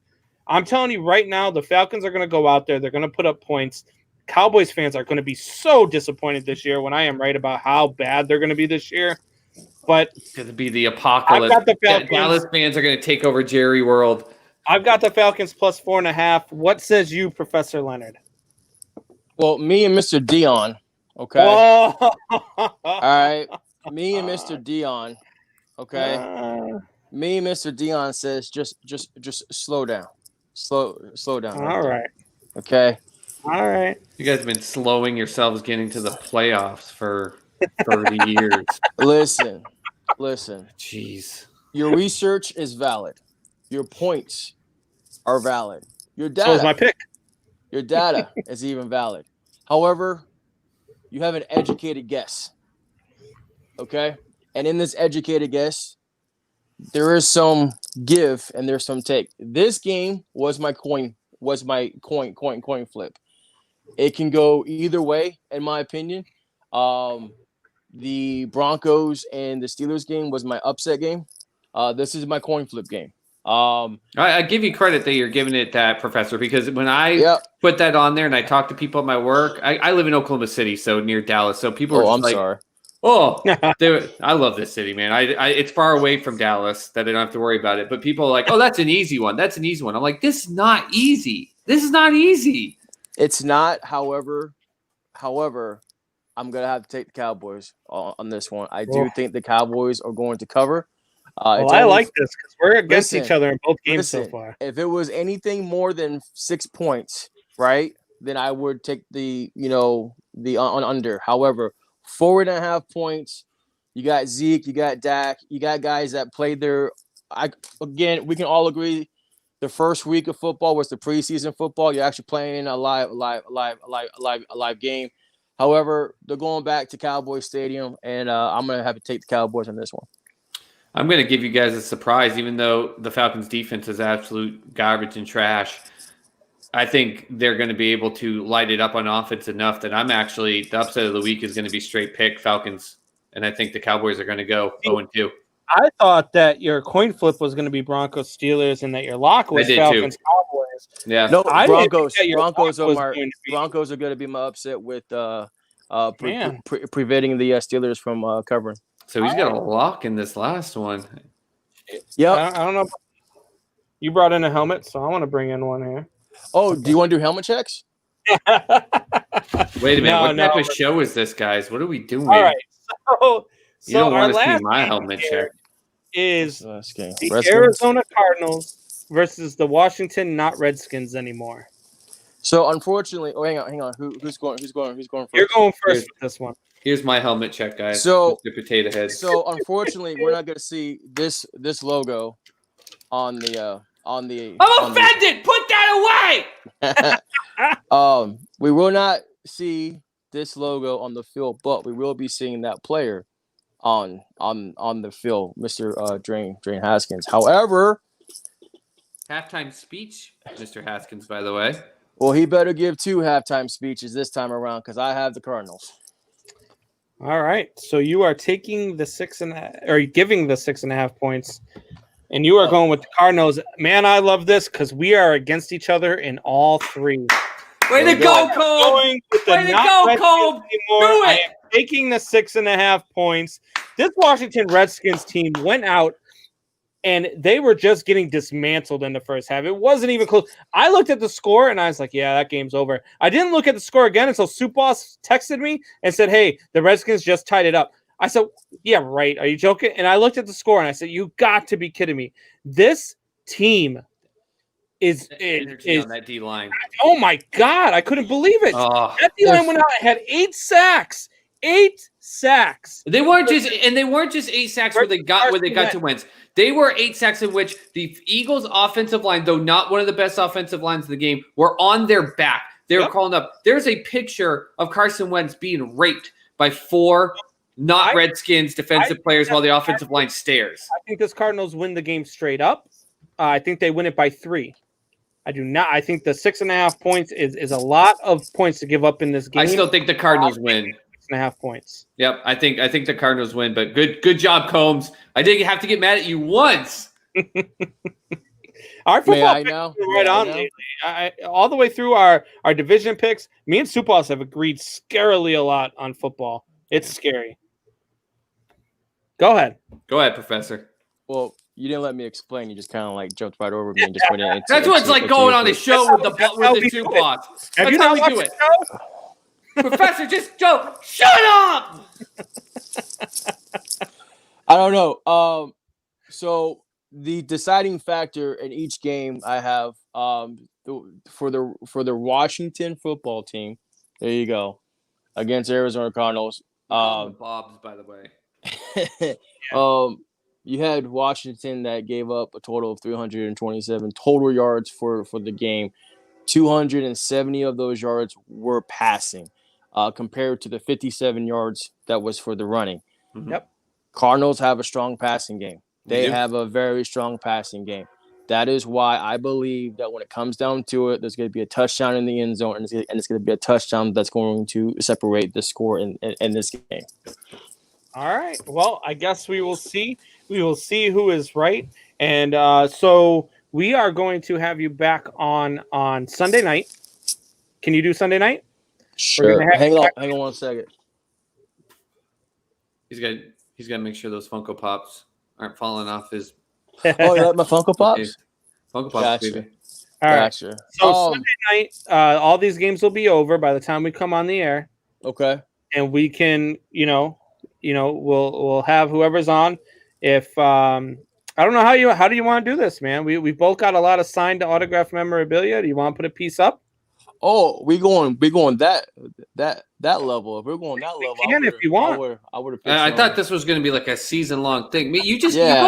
Combs, what the hell is the matter with you? Right, I'm never going to Vegas with you ever. You go listen. like one small thing, and then you're like, "Fucking, let's go 300 times bigger!" Like out of nowhere. This was supposed to be a season-long thing. Listen, I put it 300. Listen. He is the gentleman that would bet $1,000 on a blackjack. Hit the blackjack, double his money, and then say, no, let's do it again. Okay? Yeah. And then roll up a 16. Okay? The memorabilia for the YouTube subscribers went from 1 to 3 to 5 to 10 in a matter of a week. Now we're taking we got to get subscribers. And I mean, it's your money, it's your stuff. I don't care. But I'm never going to Vegas with you. 17 to 55. So it did work. But we are taking stuff away every week. Hopefully, we get to that 100 subscribers. But regardless of, we'll make it a year-long thing, and then we'll figure out something to do, whether it's a punishment for the losers or whatever. We'll figure something out. But we'll make it a year-long thing with you. Okay. Is that the only 3 games that you want to talk about? No, I want to know. I want to know what your 3 give me's are. So let's make the audience some money. Professor Leonard says that he has 3 games that he gives out every week that are absolutely. You should go ahead and play them this way. So, hey, if you're on FanDuel, as such as I am, or Soup Boss is, take these notes down, see what you think, put some money on it. If he wins you some money, let us know. Okay, remember these are just my opinion. So just saying. He's You're putting- going by yourself. Go ahead. He's putting his legal counsel in front of There it now. you go. There you go. Right. Actually, one of my picks is actually playing right now. I actually took the Browns. I took the Bengals. Right. I don't think that the Browns are going to cover. Okay. So that is one of the game. The other one was the Arizona Cardinals. That I've already mentioned too. Believe it or not, I had a hard time this week coming up with a third game. Right. So looking at this, the way that it's designed with the spread, right? The spread is saying that the visiting teams are going to lose more than the home teams, right? However, when I looked through the list, I looked at it. I said, okay, I got the Bengals as a lock, right? I got the Cardinals as a lock. If I had to pick a third one, who is going to be my third one? And you're gonna laugh when you say this, but I'm actually taking the Colts over the Vikings. Oh my God. Yes, yep, that is going to be my third pick. All right. The plan in Indy. As long Do as not bet these games. Do not bet. Here's your legal counsel. Do not bet these games. The Colts? We have been. Have you watched our show, Professor Leonard?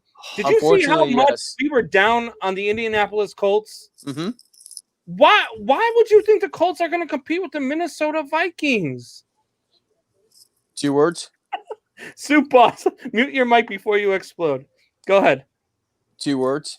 Yep. Less evil.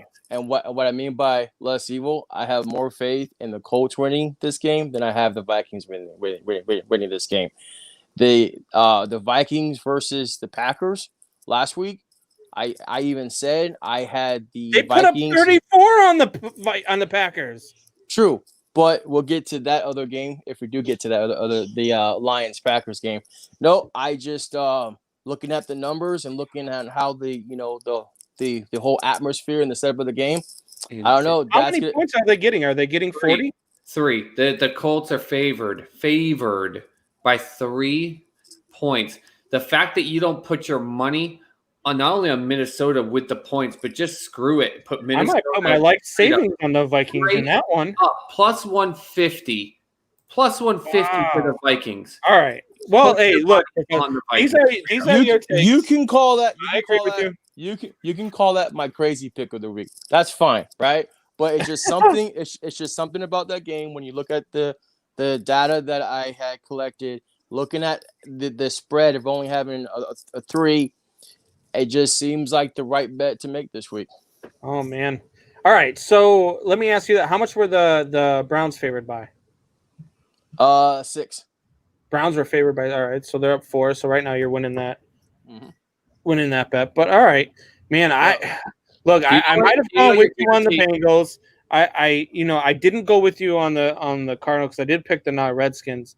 But that Colts pick is scary for me. I just look for what they have in Phillip Rivers, in a quarterback that has looked lost now for a season and a game.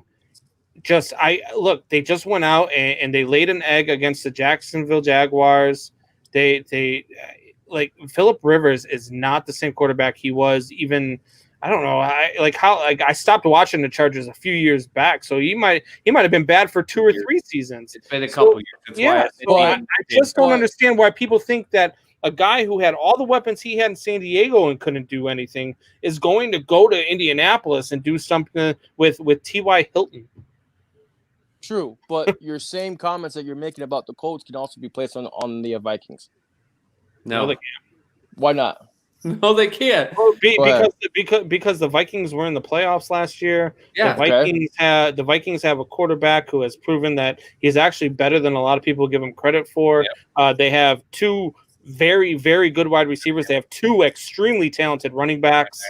Good defense, even though they got smoked by Rodgers because that secondary. The defense did. The defense got exposed. Aaron Rodgers is a hell of a student of the game who understood where their only weakness was, which is that very young, terrible secondary. And Phillip Rivers Phillip is going to try to Rivers do the same thing, and he's going to throw interceptions. He doesn't know how to manage the game. I agree. He doesn't know. He's going to make that young secondary look smart when he throws two picks to them. Yeah, he's going to give them all the confidence that they need to pick it back up. But again, with me, it comes down to the numbers. Yes, and you got the Vikings. The Vikings who gave up 522 yards last week versus Colts who gave up a total of 264 yards. No matter how you break it down, who they play, the players that are on the field. You got just again with the numbers that for what they gave up last week versus what the spread is this week. Yep. Yeah, I picked the Bengals to win this one straight up. So I don't. Well, we just jump to the Bengals game. No. I'm saying I'm going through your picks again. I picked the Bengals to win straight up, so I would have agreed with you there. Yep. I didn't agree with you on our picks. Cardinals, not Redskins, but I can understand an argument for going with the Cardinals there. I think they're going to win the game straight up. Touchdown. But when you're giving up points to take the Colts over the Vikings, that's where I'm just like, wow. That's surprising, but I guess we'll see if you're right. If you're right, I'm going to listen to you every damn week, and I'm going to start betting your number. Last week I went six for 8. Last week you went all right. Did you have anything crazy like this? Yes. Who? I can't tell you. You can't tell me who your big pick was last week? Who won? My big pick or my crazy pick? Because my crazy pick won. Yeah, you can't tell me who your crazy pick was last week? It's obvious who my crazy pick was. Jaguars? That was an easy pick. That wasn't a crazy pick. I don't know. He likes the Colts. Money pick. Who was your crazy pick? Titans. Was that a crazy pick, though? Well, yeah, because they lost that. The Titans won. I had Titans straight up. Oh, straight up. The straight up. No. That was the points. No, I went with the Broncos and got it because they got 3 and they lost by 2. And I didn't think the Titans was a crazy pick, though. I picked the Titans to win that game as well. Yeah. No, I don't think that's crazy. Again, coming from a fan, I thought it was going to be close, but I actually had the Titans by a touchdown. All right. So perfect. All right, man. Well, hey, look. What's crazy? What's crazy is Las Vegas only giving Seattle 4 points this Sunday night. Las Vegas is playing New Orleans. No. Las Vegas, like the bookies, the giving. They are only giving Seattle 4 points against the Patriots. Oh, yeah, it went up. It was at 3.5. So are you saying the love for the Patriots right now is absolutely insane, and I don't understand it. They beat Miami, and everybody's like, "Oh my God, they're so great." They're about to play Seattle. They're about to play Kansas City. They're about to play the Raiders, who I think are on the same level of them. So I think that's going to be the better of the games. They're going to have to go and play the 49ers. Like, I don't know, man. And another conversation that I had, I actually have the Raiders as my upset of the week over the New Orleans straight up. Perfect. I actually think that the Raiders are going to beat the Saints this week. All right, Professor Leonard, do you have any other things that you could tell these guys, like where to catch you on? Do you have any shows you want to promote, anything like that? No? All right. So we will see you on Sunday. We'll have you on with us Sunday night. And Strikeout Beer. Another great show on that. I love those guys, man. They are a great show. They're fun to watch. So can I just ask a question? Sure. What you guys' take on the Packers Lions? Oh no! Here's my rule with the Packers. Every time the Packers give me a reason to feel confident in betting on them, and I bet them with the spread, it's like a crap with the line. They had this game with the Lions. The Lions last year, they were a 6-point favorite, and they were smoking the 2 teams the week before. Yep. This is an easy one, and they lost the game straight out, only won by 3. So I refuse. I won't. The way the Lions lost. So hang on. So you remember how you asked me about my 3 locks that I say, hey, you should pay some attention to this game. If you're interested, you should jump in these games. These are the 3 games that you should probably look at. Here's the 3 games you should not look at. You should walk away. You hit 21, you doubled your money. Now walk away, right? Yeah, Combs, walk away. The first one we already talked about, all right? The Broncos and Steelers. I don't like that spread. Don't like that game, okay? Number 2, Giants and the Bears. Don't like that game. Don't like that setup. I don't believe in the 7-minute Mitch. Okay, and then finally, it's the Lions and the Packers. Just like you said, last year they dominate the teams 2 weeks prior to they meet. Lions go to Packers last year, win in the fourth quarter by 1. Then they go to Detroit in the fourth quarter, win by 3. I don't see this game. Just walk away. Walk away from this game. The reason why I would tend to say that the Packers probably cover this spread is just the way that the Lions lost last week.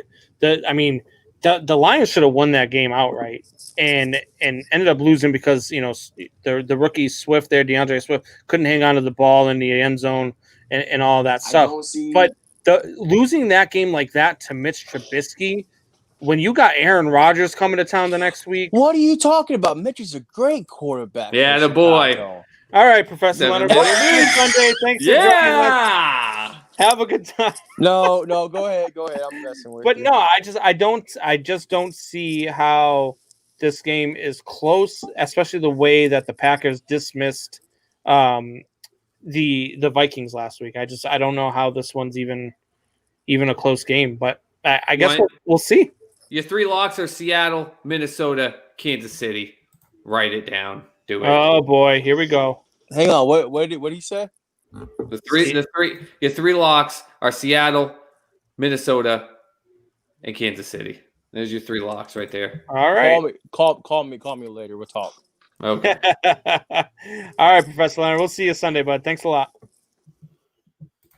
All right. Hey, look, man, that was a lot of fun. I enjoyed that. I think it's great that on the first week too. There's no way you guys are going to tie or anything. No, yeah. So automatic in all 3. No matter what, either Triple Shot is going to be up or vice versa over the fans against Professor. Yeah. By the way, fans, Professor is representing you. So if there's like a week or something that Professor can't do it, we'll need one of you guys to step in because it's fans versus Triple Shot. If you notice, Combs made the picks and I didn't. Dude, I started writing down his picks so that I could win some money, and then he said Colts, and I dropped my pen and I said, "Oh my God, never mind. I don't want." Yeah, I couldn't bet that game, man. There's no way I could bet on the Colts. I just can't. And they're favored. Favored. I get that Minnesota got beat up big, but they got beat up and they still put up a ton of points. Yeah, the Colts. And I'm the one that beats on the Minshew drum, and Jacksonville's better, and they cut away the fat and everything. But still, they lost by 7 to the Jacksonville Jaguars, and you're going to make them a favorite?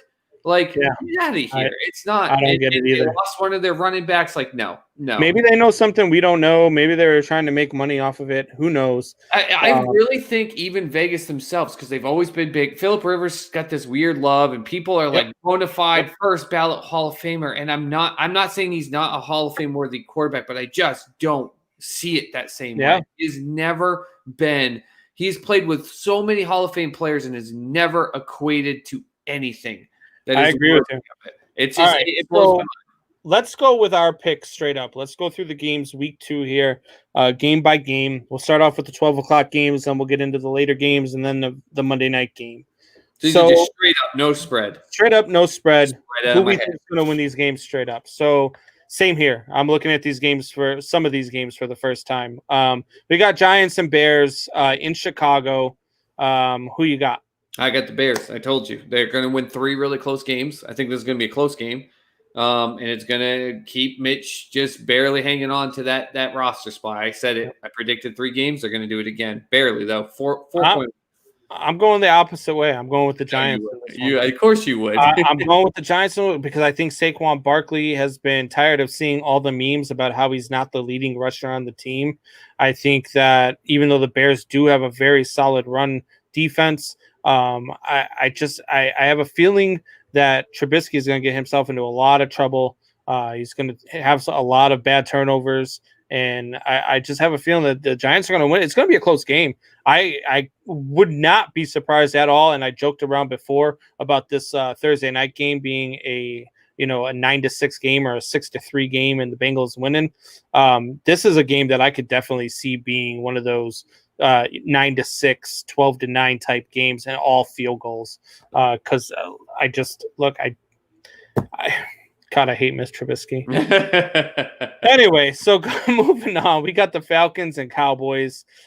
This one is in Dallas, and we already know that I picked the Falcons plus 4.5 points. I think the Falcons are going to win this one straight up. Yep. I think the Falcons go out there to Dallas. I think they put Dallas in an 0-2 slump, and then you're going to start hearing some chatter about whether or not they need to bench Dak. And I think that's what's going to happen. I think that the Falcons can go in there and make this not even a close game. I think this could be like a 31-17 type game. Yeah, I think it'll be closer, but I've got the Falcons winning it too, straight up. And there's already the fan base in Dallas, and I posted it on Sports Soup, signing petition to put Andy Dalton in to start. Yeah, like it's already starting. And again, you look at that game last week, the amount of yards that Zeke had, he had the 2 touchdowns. Dak had a decent amount of passing yards.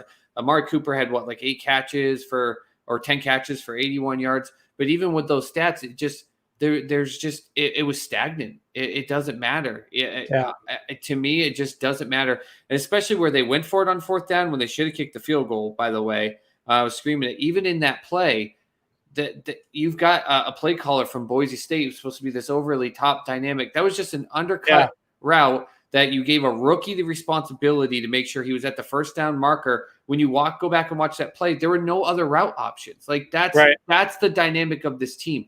One play, one thing, that's it, because they feel like they just are going to be able to overpower anyone else, and you're not going to be able to. This Falcons defense is not very good, but the Falcons offense, I think, can outsling them, and they're going to win. I trust Matt Ryan way more than I trust Dak Prescott. Unless it's in a Super Bowl. Yeah, unless you have a 28-3 lead. All right, so here comes another one. Packers Lions. We just talked about this with Professor Leonard. I don't think that I don't think the Packers stand a chance heading into Lambeau. I think that the Packers are going to walk all over them. Oh, okay. You just said I don't think the Packers stand a chance going to Lambeau. I was like, what? Oh, no. I misspoke. I don't think the Lions have a chance going to Lambeau. I think the Packers walk all over them. I don't think this one is a close game at all. I think that the Packers are, I have them having a down year, but the way that they came out against Minnesota, man, it's going to be hard for me to say heading into Detroit, the way they just lost to the Bears, that they're not going to lose to they're going to lose to the Detroit Lions. So I'm going with the Packers here. Yeah, I refuse to bet on it, on the spread or anything, but just straight up Packers win this game. Yeah. And then we have Titans and Jaguars. This one's an interesting one to me.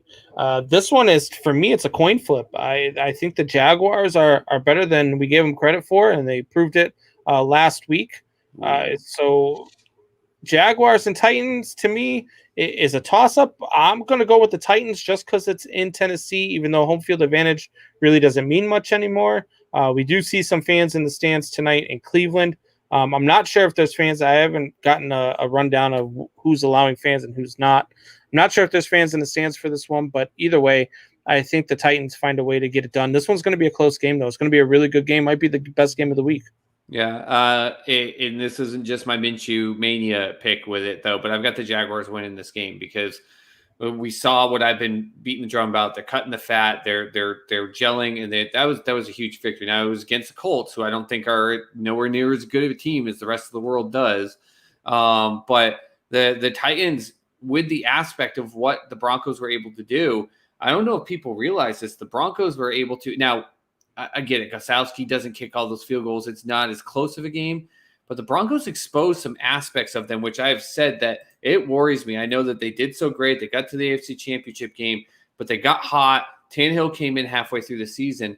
Now teams have been able to see stuff. And that Denver defense, even with Von Miller out and a couple other decent defender players out, kept them in that game. They like Professor said, they only had 107 rushing yards. That's not Tennessee's game. And I think they'll be more successful against Jacksonville. But I think Minshew's got more confidence in his offensive players. And as much as they say they're behind him, I don't think the confidence in Tannehill is as much. I think there's still like that weird feeling of he could fall off at any point, or we could get the old Tannehill. So I think there's more overall confidence in Minshew by his guys. I think they get the upset and they win that game. Sorry about this comment, guys. You got this MD Mustafa in here trying to put some stuff. I just blocked him, so don't worry about that. He's blocked from the comment thread, trying to throw some spam. Throw some spam in there. Please do not click on that link. That link will not bring you to anything good. How's about this? If anyone ever puts a link in the comments and anything on social media, don't click on it. Don't ever do it. Tim Letter, fans will be in Tennessee. He agrees with you, Soup Boss. I believe with the Jaguars. So the next game here that we have is the Vikings and Colts. We just talked about this one with Professor Leonard. We were both flabbergasted. Colts favored by 3, but again, this is not against the spread. I have the Vikings winning this one straight up, and this game is going to be another one to me that's not even going to be a close game. I think Phillip Rivers probably throws 2 or 3 interceptions. This rookie secondary for the Vikings gains some confidence, and it sets them up for the rest of the season in the run that I feel like they're going to go on and to finish the 11-5 that I had them at. And I think this is the start of it. And I think that Phillip Rivers is no longer the quarterback that he once was, and he has nowhere near the weapons that he had with the Chargers. I almost said San Diego, but I know they're not San Diego anymore, even though they'll always be the San Diego Chargers. But the Vikings dominate this one and they get back to 1-1. Yeah, I don't even need to add commentary to what we've already talked about. It's a win for Minnesota, and it's an easy lock for you guys. Like the Seattle and Minnesota both, Seattle only being favored by 4 and Minnesota being given 3 points. Put your money on it. Yeah. It's terrible. I agree. All right. So next one's Bills-Dolphins. Again, another one I don't think is close. I think New England showed you last week that the Dolphins are going to be that team that is going to be vying for a top draft pick again. I think the Bills walk all over them. The Bills are the cream of crop in the AFC East, and they're going to go out and make a statement against Miami. If they're up big, they're going to keep trying to score this week. This is going to be their statement game, and I have the Bills winning this one big. Yep, Bills are going to win. They're going to win, walk over it, and Josh Allen's going to keep building his lure of what I've been pushing for 2 years. The guy is going to be part of the future of this NFL, and he's quietly building that. So he says, "I agree that." Oh, okay. He did not agree with the Jaguars. He agreed that the Broncos exposed the Titans' offense. Yeah, they did. That's going to be big for future. We're going to see the Titans lose more closer games this year than they did last year, where they won close games. I think it's because they've got some exposure now. All right, so now we have the 49ers and Jets. This one's in New York. Do the 49ers come back out and show that, there's still a team that's relevant in the NFC West? Or do the Jets come out and sneak one out at home? 49ers are going to win this game. They're still – listen, I know that they're they've gotten exposed. Jimmy Garoppolo is just not the quarterback that people were hoping that he'd be. It's kind of weird that the end of last season and going into even though he got to the Super Bowl, he's not the same quarterback. But that is still more of a team defensively, offensively than anything that the Jets have. Hey, congrats by the way to Frank Gore, not only getting the starting role, but he will officially when he starts on Sunday have the most games played by a running back in NFL history. It is insane. But that's the most exciting thing the Jets have going. They don't have anything. Their wide receiver rookie, their Mims, he's put on the IR. That defense is horrible. It's hot garbage. I know that the 49ers are going to need this week to be able to kind of put some confidence back in their legs, and they're going to get it. I agree. I think the Niners win this game. The Jets really don't have much to be excited about. I do agree with your Jimmy G. The way I get Jimmy G, and I know you like to give me a lot of crap about Mitch Trubisky and how good he is and joking around and all that, but I think Jimmy G is just a step above Mitch Trubisky. I think he's got a little bit better accuracy than Trubisky, and I don't think he's the quarterback everybody thought he was going to be. He's not the second coming of Tom Brady like everybody anointed him when he was in New England, and so The Niners win this one, but I don't think it's a landslide. I think the Jets put up a little bit of a fight. Yep. All right, so then we got Rams Eagles, which is an interesting one as well. That's a good one. That is a good one, but I think with this one, the Eagles are going to get back to their winning ways. Yep. You know, the Washington, just that stellar young defense and that defensive line, and it just shocked them. But don't forget, the Eagles were up 17-0 going into halftime. They're the better team, and the Rams get it. They got a huge win, but they had a huge win exposing a Cowboys team that still just doesn't know what the hell they're doing.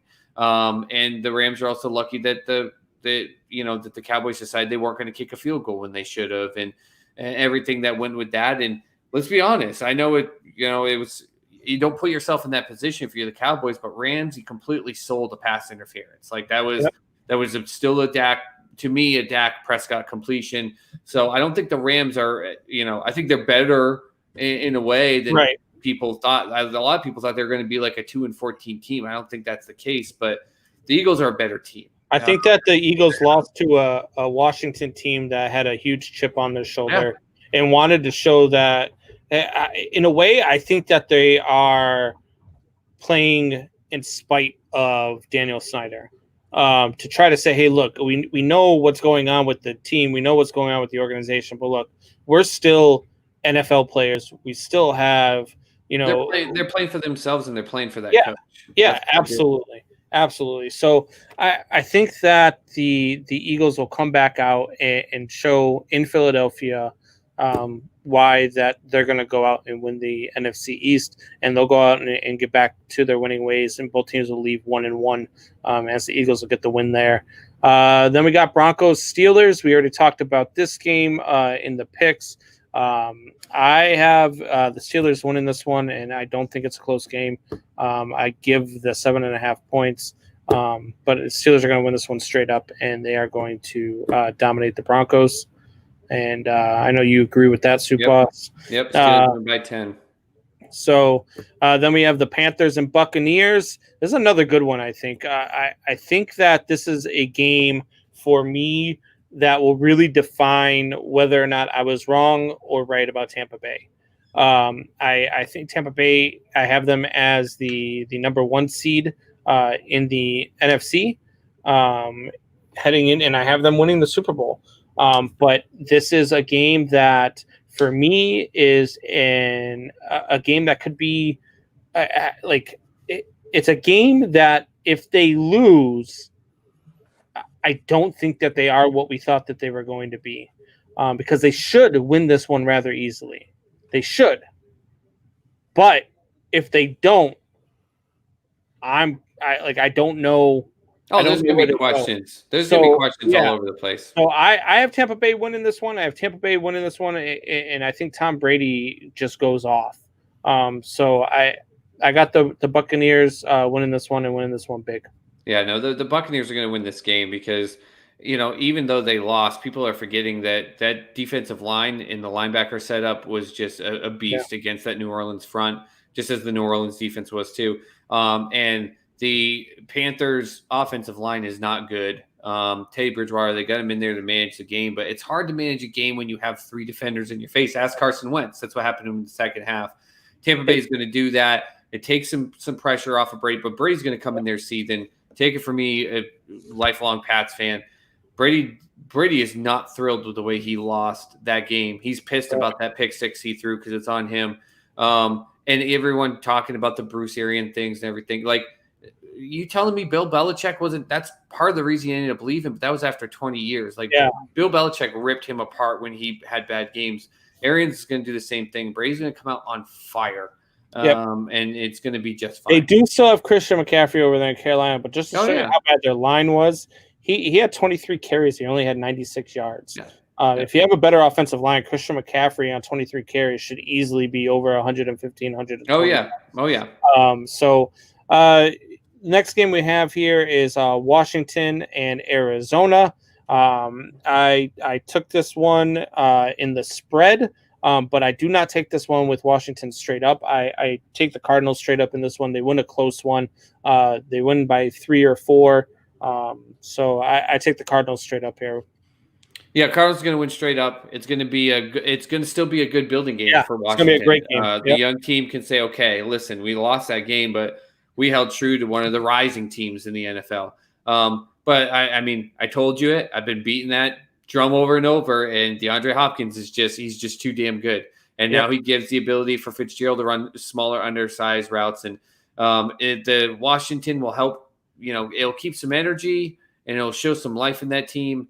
But the Cardinals defense is what also doesn't ever really get credit. That's a damn good defense, and Haskins is not going to be able to survive that aspect. So, but I agree with you. I think they keep it close enough where they get the spread on the points, but the Cardinals are winning. All right, so now we get into an AFC West showdown, and we have the Kansas City Chiefs and the Los Angeles Chargers. And I said the Chargers are going to be better than what I thought they were going to be this year. They lose this one though. I mean, the Chiefs are the Chiefs. The Chargers are not even on the same level as the Chiefs. So I have the Chiefs winning this one, going away in San Diego. Well, Los Angeles. Sorry, do that all the time with the Chargers. So I have the Chiefs. I already gave you my lock on it. Not only are the Chiefs going to win this, they're going to beat the 9-point spread again. Yep. And you should make it 19-point spread to actually make it as close to accurate. They're going to win this by 20, 24 points. It's no contest. I am not like you. The Chargers are not a good team. So I'm not worried about it. This is going to be a cakewalk. Right. All right. So the other one, the last of the day games is Ravens and Texans. This one's in Houston. Man, I really like the Texans, but I really, really, really like the Ravens. I want to say that this is going to be a close game. I got the Ravens winning this one by 10 at least. I think that the Ravens are going to – I think they're going to do this all year long like they did it to Cleveland last week. I think that they're going to do it all year long, and I think that the Ravens win this one easily. Yeah, I think we're going to see a game that shows why Houston is still at least a formidable team, that when they finally get Bill O'Brien out of there at the end of the season, it's going to be good for a coach coming in and a GM coming in, two separate ones that they can build on it very quickly. I think they fire Bill O'Brien by midseason. Yeah, I mean, this is going to be and again, it sucks to be the Texans, to have to go against the Chiefs and the Ravens back-to-back weeks. That is the hardest start to anyone in the season. The Ravens are going to win this game, but there's going to be moments where they feel like they have a chance to get back in it. I really do. I don't think it's going to be the same aspect of what like we had with the Browns and Ravens. But no, the Ravens are going to win this game, and the Texans are going to be 0-2. The Cowboys are going to be 0-2, and all the Texas football fans are going to be pissed. All right, Soup Boss, the Sunday night game, baby. Your New England Patriots. Well, I don't even understand why this even the fact that NBC wants to tote it, and I'm cutting you off because this is ridiculous to me. And all my fellow New England Patriots fans, calm the hell down. I get that we won, and kudos to me, by the way, because Mr. Combs giving me shit about picking the Patriots, beating Miami because it was a homer pick. Cam Newton was running against a not very good Miami Dolphins defense, and he was still doing the things I don't want him to do, running headfirst into linebackers. You think the Seattle defense is going to give two craps when Cam Newton tries running with his shoulder down? They're going to flip him right over their backs. He's going to chance himself getting hurt. I get it. The Patriots could have won even more. These are two different teams. They're two different teams. I love that Bill is giving them an identity. I love that he has faith in Cam Newton. That's great. This is Russell Wilson and the Seahawks. This is Russell Wilson, who I'm saying is winning the MVP this season. This is a joke. The media wants to make this like the revenge of the Super Bowl and that regular season game with Gronk with pass interference. They're not the same teams. Seahawks win big. It's a joke that it's only a 4-point spread, in my opinion. I agree with you 100%. The love for New England after beating Miami, I just don't get it. I don't get where everybody's like, oh, see, I told you they were going to be great. I told you this and that. Wayne G's toting his horn after beating Miami. They are going to get destroyed. They are going to get destroyed against Seattle. They're going to get destroyed against Kansas City. They're going to get destroyed against all the teams that they should get destroyed against. I made a big deal about their schedule over the next 5 weeks. Going West Coast, coming back East Coast, going back West Coast, coming back East Coast. They got a lot of traveling to do. I think that Well, you're looking in the going to be- future with some things to talk about there It's going outside to of be just this interesting. game, No, because I'm I think getting it's there. I'm different. This getting is just this game. I'm getting there. The Chiefs, or I'm sorry, the Seattle Seahawks putting a hurting on them. It's going to be interesting for me to see how Cam Newton handles that this week, because to me that's going to determine the future, his future in New England, and his future, as a quarterback. If he does not handle it well, like he didn't handle it well in Carolina, I think that they're going to have some trouble there. Tim Leonard chimes in. Mayfield just yelled at the equipment guy for dropping his helmet. Camera He's caught him. under pressure. He's under pressure right now. They're only up by 8 going in halftime. Baker Mayfield's feeling this. Like I think Baker's not an idiot. Okay, and this is a Longhorns fan who says he likes Baker Mayfield, and I should, for every reason, be like, oh, the guy's a stupid idiot. He's not. He's a smart young man. He knows. He knows this is make or break for him. And he also knows that if it's a break, he'll get signed by another team, but it's going to be a backup. All the dreams of being the number 1 pick and succeeding go with this season. Strikeout beer. What's going on, boys? We had your boy Professor Leonard on earlier. In case you guys missed it, me and Professor Leonard went head to head with some picks. I have the Steelers, and I'm giving you 7.5. He went the opposite way and took the Broncos and taking the points. I think that's going to be a big win. I picked the Falcons, and I'm taking 4.5 points. He took the Cowboys and gave up 4.5 points. I think it's kind of a we already talked about it. I don't like the Cowboys or how they look. And then I took the not Redskins anymore, plus 6.5 versus the Cardinals against the spread. A game I think that the Cardinals are going to win, but I don't think that they're going to cover the spread. So I took the not Redskins anymore, plus 6.5. And Professor took the Cardinals and is giving up the points. So we'll see how your boy does out there. Hey, we're running out of time. You still got Monday night, Saints Raiders. Who do you got? No. Monday night we'll do on Sunday. We'll do that pick on Sunday. That's still weak too. Saints. I'm just gonna tell you, Saints are gonna win. Sneak peek into Sunday's show. Sneak peek into Sunday. Saints win. All right, guys. So that's all the time that we have for now. We appreciate all the shares. We appreciate all the likes. And we'd appreciate it if we could get to 100 by Sunday so I don't have to take another item out of the hat. We are YouTube. Subscribers on YouTube. I want to get some more. Let's get to 100 by Sunday so I don't have to take another prize away from the hat. Stop making me take away your toys. Have a good night, guys. Fuck the Cardinals.